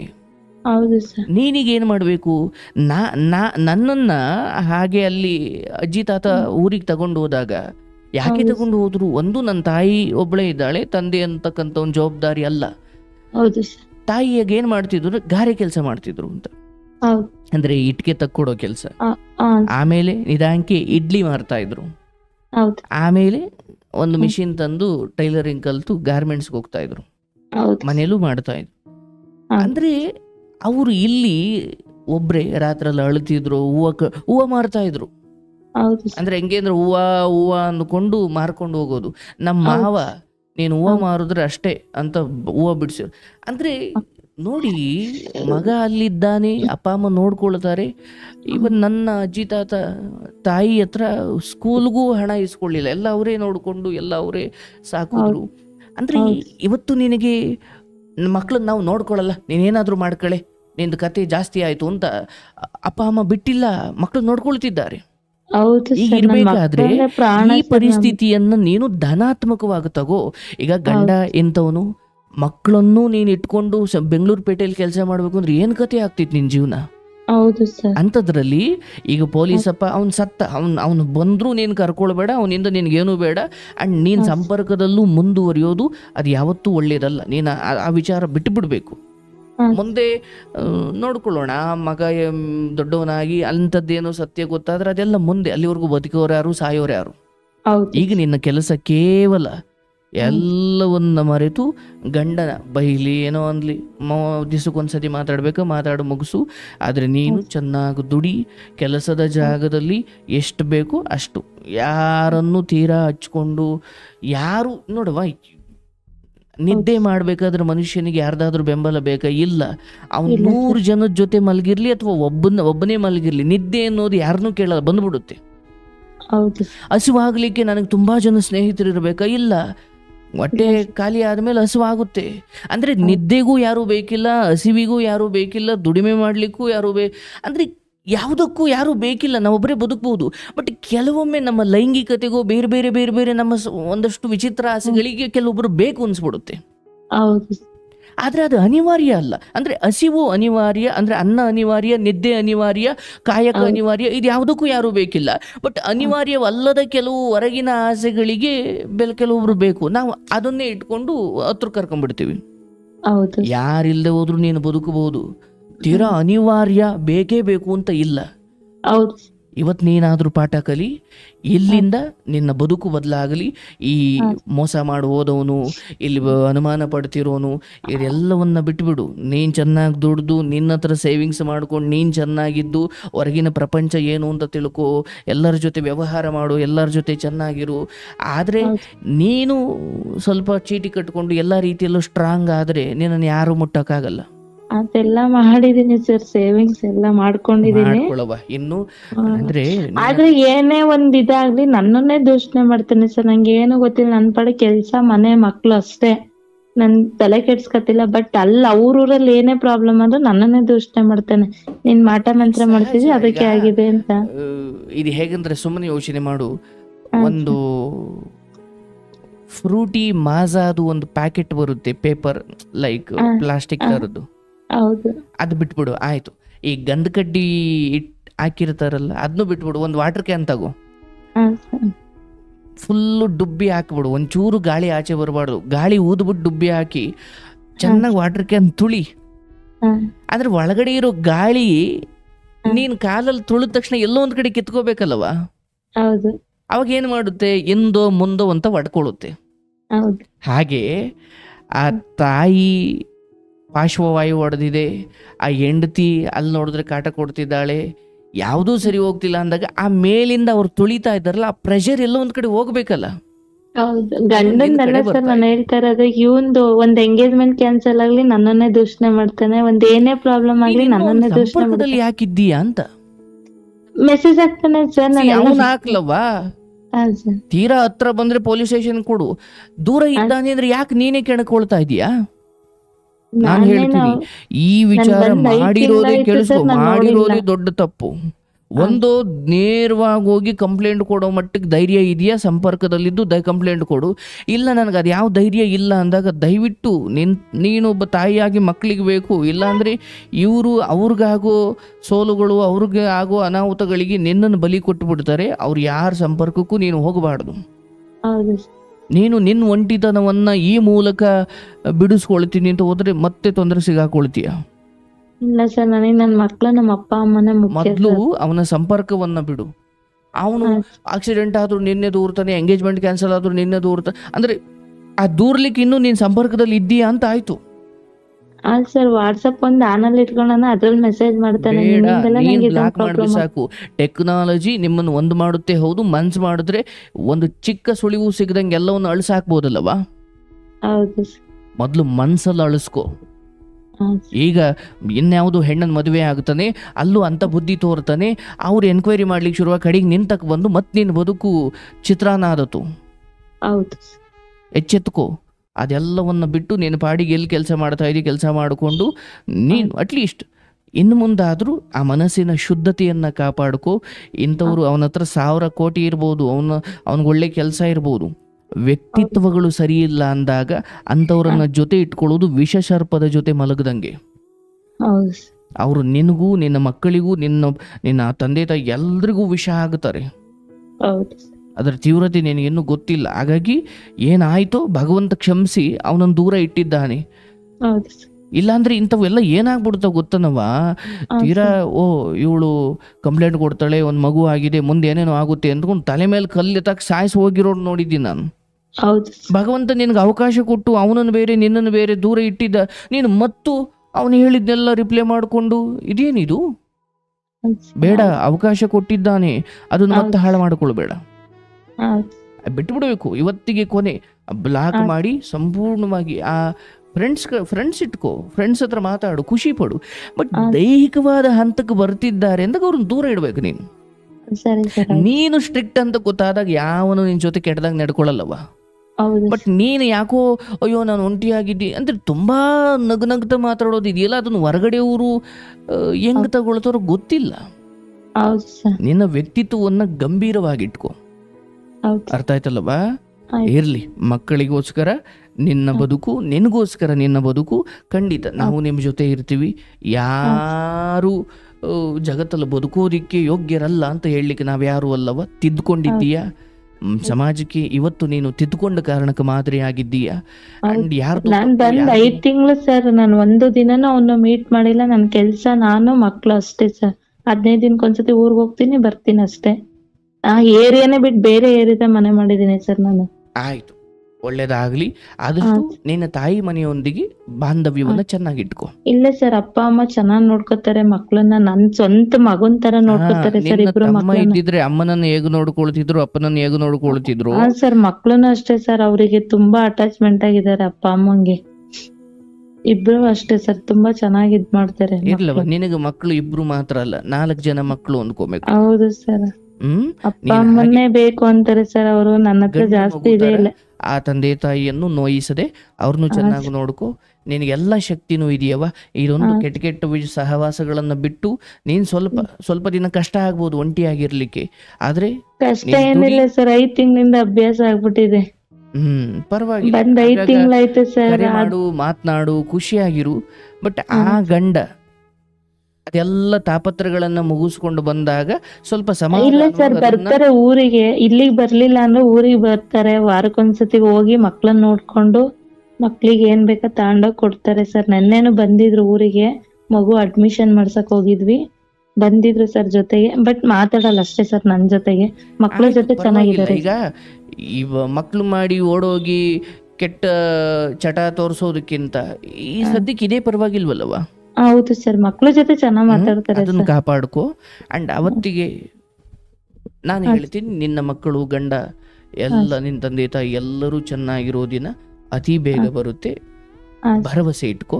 ಬಟ್ ನಾನು ಮತ್ತೆ ಪದೇ ಹೇಳ್ತಾ ಇದ್ದೀನಿ, ಈ ಗಂಡ, ಮಕ್ಕಳು, ಅಪ್ಪ ಅಮ್ಮ ಮತ್ತು ಹಾ, ನಿನ್ನ ಸರ್. ಜೊತೆ ಕೆಲಸ ಮಾಡೋ ನಿಯತ್ತಿರೋ ಒಂದಿಬ್ಬರು ಹೆಣ್ಣು ಸ್ನೇಹಿತರು ಅರ್ಥಾತ್ ನಿನ್ನ ಇದ್ರ ಹೊರತಾಗಿ ಬೆಂಗಳೂರು ಪೇಟೆಯಲ್ಲಿ ಯಾರನ್ನು ನಂಬಿ ಇಲ್ಲ ಮನಸ್ಸು ಸರ್, ನನ್ ಮನೆ ಫ್ರೆಂಡ್ ಇಂದಲೇ ಇವೆರಡು ಸರ್ ನಿಮ್ ಇದು ಸಿಕ್ಕಿದ್ದು. ಆ ನನ್ ಫ್ರೆಂಡ್ ಇಂದಲೇ ಸರ್ ಇದು ಸಿಕ್ಕಿತ್ತು. ಒಂದ್ಸತಿ ಮಾತಾಡು, ಅವು ನಿನ್ ಮನ್ಸ್ ಚೇಂಜ್ ಆಗುತ್ತೆ, ನಿನ್ ಮರೆಯೋ ಶಕ್ತಿ ಐತೆ, ಅವ್ರ ಹತ್ರ ಒಂದ್ಸತಿ ಮಾತಾಡು ಅಂತ ಅವಳೇ ತುಂಬಾ ಬಲವಂತ ಹೌದು, ಮಾಡಿ ಇಲ್ಲಿವರೆಗೂ ಮಾಡಿ ನೀನು ಫೈನ್ ಎಲ್ಲ ರೀತಿಯಲ್ಲೂ ಚೆನ್ನಾಗಿ ನಿರ್ಧಾರ ತಗೊಂಡಿದೀಯ. ಬಟ್ ಆ, ಈ ಪೊಲೀಸ್ ಅಪ್ಪ ಏನಿದ್ದಾನೆ ಇದನ್ನು ಕಟ್ ಮಾಡು ಅಂತ ಇವತ್ತು ನಾನು ಸ್ಪಷ್ಟವಾಗಿ ಹೇಳಿದ್ದೀನಿ. ಅದನ್ನು ಮೀರಿ ಮುಂದುವರಿಸಿದ್ರೆ ನೀನು ಎಲ್ಲಿ ಹೋದ್ರೂ ಸರಿ ಮಾಡ್ಕೊಳಕ್ ಆಗದೆ ಇರೋ ದೊಡ್ಡ ಗುಂಡಿ ನಿನ್ನ ಜೀವನದಲ್ಲಿ ಆಗುತ್ತೆ.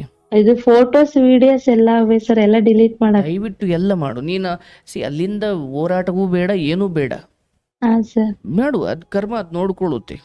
ಅದೇ ನಾನು ಅದನ್ನ ಮಗುಗೆ ಏನಾನ ಇದ್ ಮಾಡ್ತಾನೆ ಅನ್ನೋದಕ್ಕೋಸ್ಕರ ಇಟ್ಕೊಂಡಿದೀನಿ ಅಷ್ಟೇ ಸರ್. ನಿನ್ನ ಇದ್ರ ಹತ್ರ ಇನ್ನೊಂದು 4-5 ತಿಂಗಳು ಅಥವಾ 5-6 ತಿಂಗಳು ಇಟ್ಕೋ, ಬಟ್ ಅವ್ನ ಸಂಪರ್ಕ ಇಟ್ಕೊಳ್ಬೇಡ.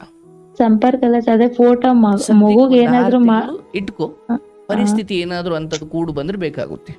ಅದೇ ಮಗು ಏನಾನ ಇದ್ ಮಾಡ್ತಾನೆ, ನಂದು ಅಂತ ಏನಾನ ಇದ್ ಮಾಡ್ತಾನೇನೋ ಅನ್ನೋ ಒಂದಕ್ಕೋಸ್ಕರ. ಮಗು ಬೇಕು ಅಂತಾನೆ ಸರ್, ನಾನ್ ಬೇಡ ಅಂತಾನೆ. ಅದಕ್ಕೆ ನಾನು ಇರ್ಲಿ ಒಂದ್ ಸೇಫ್ಟಿಗೆ, ಇರ್ಲಿ ಪರಿಸ್ಥಿತಿ ಯಾವ ತರ ಬರುತ್ತೋ ಅಂತ. ಈಗ ನಾನ್ ಹೋಗಿ ಕಂಪ್ಲೇಂಟ್ ಕೊಡೋದು ದೊಡ್ಡ ವಿಷಯ ಅಲ್ಲ ಸರ್. ಇಬ್ರು ಕಾಕಿ ಹಾಕಿರೋದು, ನಂದು ಮರ್ಯಾದೆ ಹೋಗುತ್ತೆ, ಅವಂದು ಮರ್ಯಾದೆ ಹೋಗುತ್ತೆ.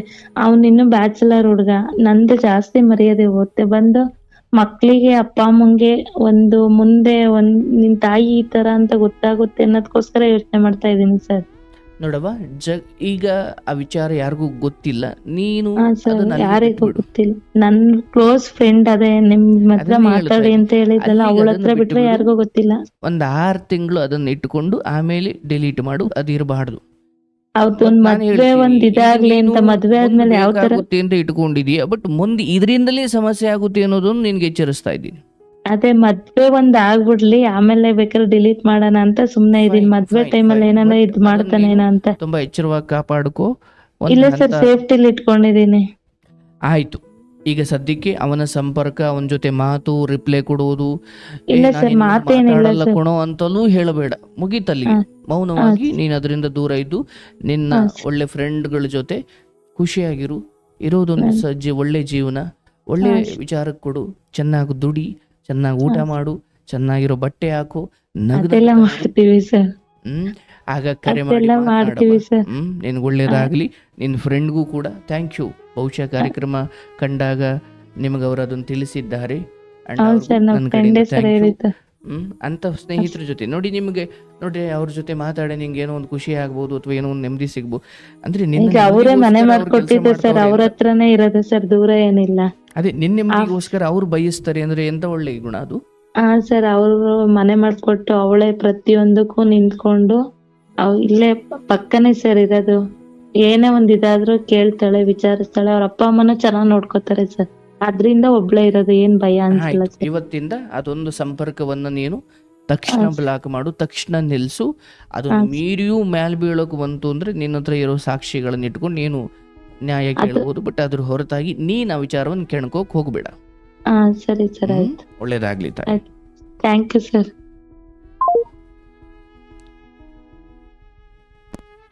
ಈಶ್ವರ. ಸ್ನೇಹಿತರೆ, ಈ ಹೆಣ್ಣು ಮಗಳ ವಿಚಾರದಲ್ಲಿ ನಮಗೆ ಅನೇಕ ಪಾಠಗಳು ಸಿಗ್ತಾ ಹೋಗುತ್ತವೆ. ನೋಡಿ, ಒಂದು ಕಾಲೇಜಿಗೆ ಹೋಗ್ತಾ ಇರೋ ಸಮಯದಲ್ಲಿ ಯಾರೋ ಒಬ್ಬ ಹುಡುಗ ಬರ್ತಾನೆ, ಒಂದು 50 ಜನ ಹುಡುಗರನ್ನ ಕರ್ಕೊಂಡು ಬರ್ತಾನೆ. ನಿನಗೆ ತಾಳಿ ಕಟ್ತೀನಿ ನೋಡು ಅಂತಹ ಚಾಲೆಂಜ್ ಮಾಡ್ತಾನೆ. ಅದೇ ಥರ ಎದುರಿಸ್ತಾನೆ. ಅವ್ರ ಮನೆಯವ್ರಿಗೆ ಎದುರಿ ಅಯ್ಯೋ ಅವನೇನೋ ಮಾಡಿಬಿಟ್ಟನು ಅಂತ ಆ ಹುಡುಗನ ಜೊತೆನೇ ಮದುವೆ ಮಾಡಿ ಕಳಿಸ್ತಾರೆ. ಅಂದರೆ ಎಲ್ಲಿಗೆ ಬಂತು ಸಮಾಜ? ನಾನು ನಿನಗೆ ಸಹಾಯ ಮಾಡ್ತೀನಿ ನೋಡ್ತಾ ಇರಬೇಕಾದ್ರೆ. ಅಂದರೆ ಚಾಲೆಂಜ್ಗಳು ಸಹಾಯಕ್ಕಿರಬೇಕು, ದಾನ ಧರ್ಮಕ್ಕಿರಬೇಕು. ಏನು ಚಿಟಿಕೆ ಹೊಡೆದು ಏನು ಚಾಲೆಂಜ್ ಮಾಡ್ತಿರಲ್ಲ, ಅದು ಒಳ್ಳೇದಕ್ಕಿರಬೇಕು. ನಾನು ನಿನಗೆ ಸಹಾಯ ಮಾಡ್ತೀನಿ ನೋಡು, ನಾನು ನಿನಗೆ ಪುಸ್ತಕ ಕೊಡಿಸ್ತೀನಿ ನೋಡು, ನಾನು ನಿನಗೆ ಸೈಕಲ್ ಕೊಡಿಸ್ತೀನಿ, ನಾನು ನಿನಗೆ ಒಳ್ಳೆಯದು. ಅದ್ರ ಬದಲು ತಾಳಿ ಚಾಲೆಂಜ್ ಮಾಡುವಂಥದ್ದು. ಅದು ಚಾಲೆಂಜ್ ಮಾಡಿ ನೀನು ಆ ಹೆಣ್ಣಿನ ದೇಹ ಪಡ್ಕೊಳ್ಬೋದು, ಅವಳು ಮನಸ್ಸು ಪಡ್ಕೊಳ್ಬೋದೇನು?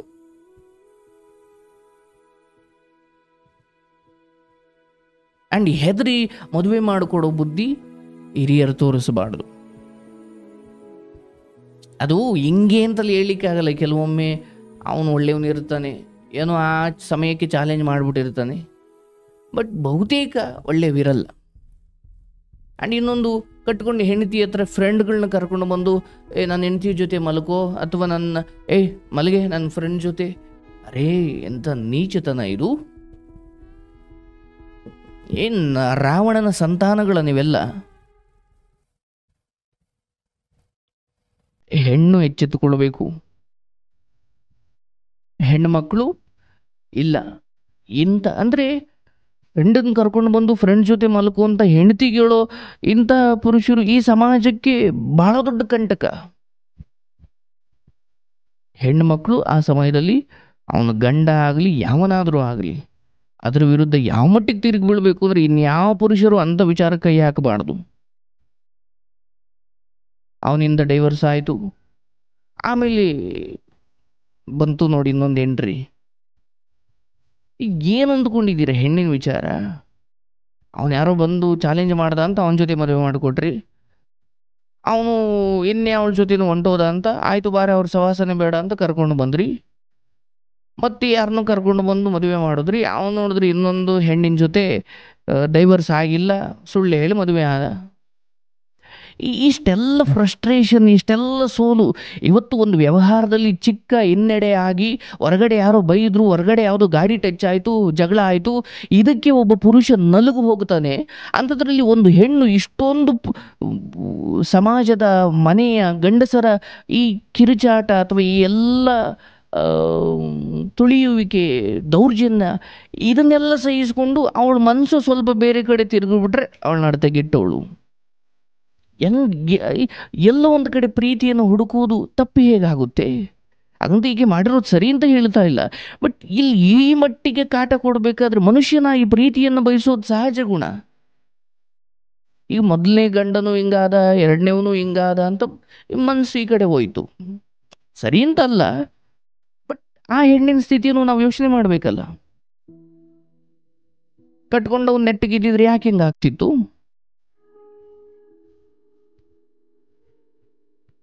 ಹೆಣ್ಣೊಬ್ಳೆ ತಪ್ಪು ಮಾಡ್ಲಿಕ್ಕೆ ಸಾಧ್ಯನಾ? ಹೌದಲ್ವಾ? ಅರ್ಥ ಮಾಡ್ಕೊಳ್ಬೇಕು. ನಾವು ಹೆಣ್ಮಕ್ಳನ್ನೇ ಬೈತೀವಿ, ಓ ನಿನಗೆ ನಮ್ಮ ಬುದ್ಧಿ ಇರಲಿಲ್ವಾ, ನಿನಗೆ ನಮ್ಮ ಗೊತ್ತಾಗಲಿಲ್ವಾ, ಅದು ಇದು ಅಂತ. ಬಟ್ ಯೋಚನೆ ಮಾಡಿ, ನಮ್ಮನೆ ಹೆಣ್ಮಕ್ಳುಗಳಿಗೆ ಇಂಥದ್ದೇನೋ ಆದಾಗ ನಾವು ನಮ್ಮ ಹೆಣ್ಮಕ್ಳ ಪರ ಇರ್ತೀವಿ ತಾನೆ? ಮತ್ತೆ ಈ ಪೊಲೀಸಪ್ಪ ನಾಚಿಕೆ ಆಗಬೇಕು.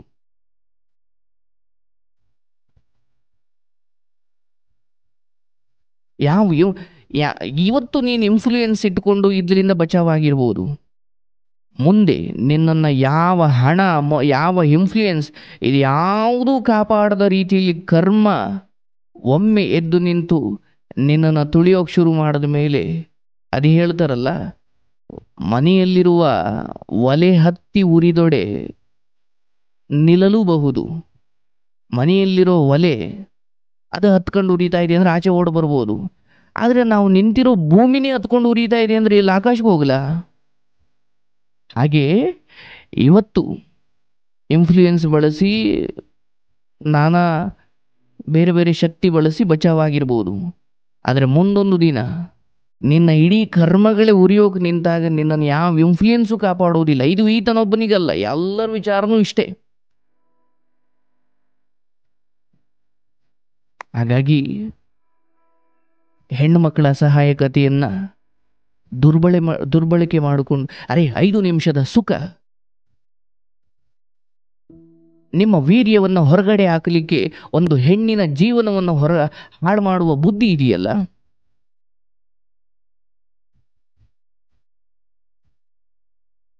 ಆ 5 ನಿಮಿಷದ ಸುಖಕ್ಕೋಸ್ಕರ 50-60 ವರ್ಷದ ಒಂದು ಹೆಣ್ಣಿನ ಬದುಕನ್ನು ಹಾಳು ಮಾಡಿ ನಾನು ಪುರುಷ ಅನ್ನುವ ಅಹಂಕಾರನೇನು?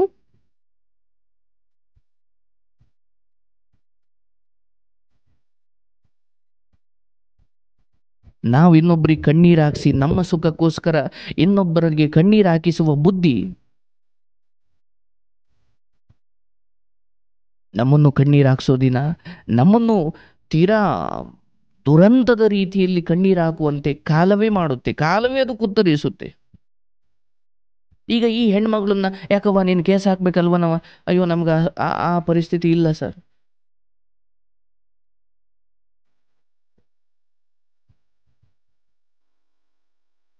ಮನಸ್ಥಿತಿಗಳು ಬದಲಾಗಬೇಕಿದೆ.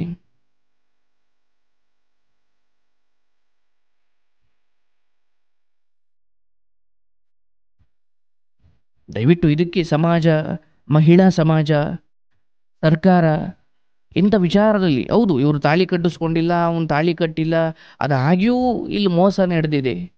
ಇಂಥ ಪ್ರಕರಣಗಳನ್ನು ನಿಭಾಯಿಸೋದಕ್ಕೂ ಒಂದು ಆಯೋಗ ಇರಬೇಕು, ಅದಕ್ಕೊಂದು ವ್ಯವಸ್ಥೆ ಇರಬೇಕು. ಕಾನೂನಿನ ಭಯ ಇರಬೇಕಲ್ಲ. ಇರಲಿ,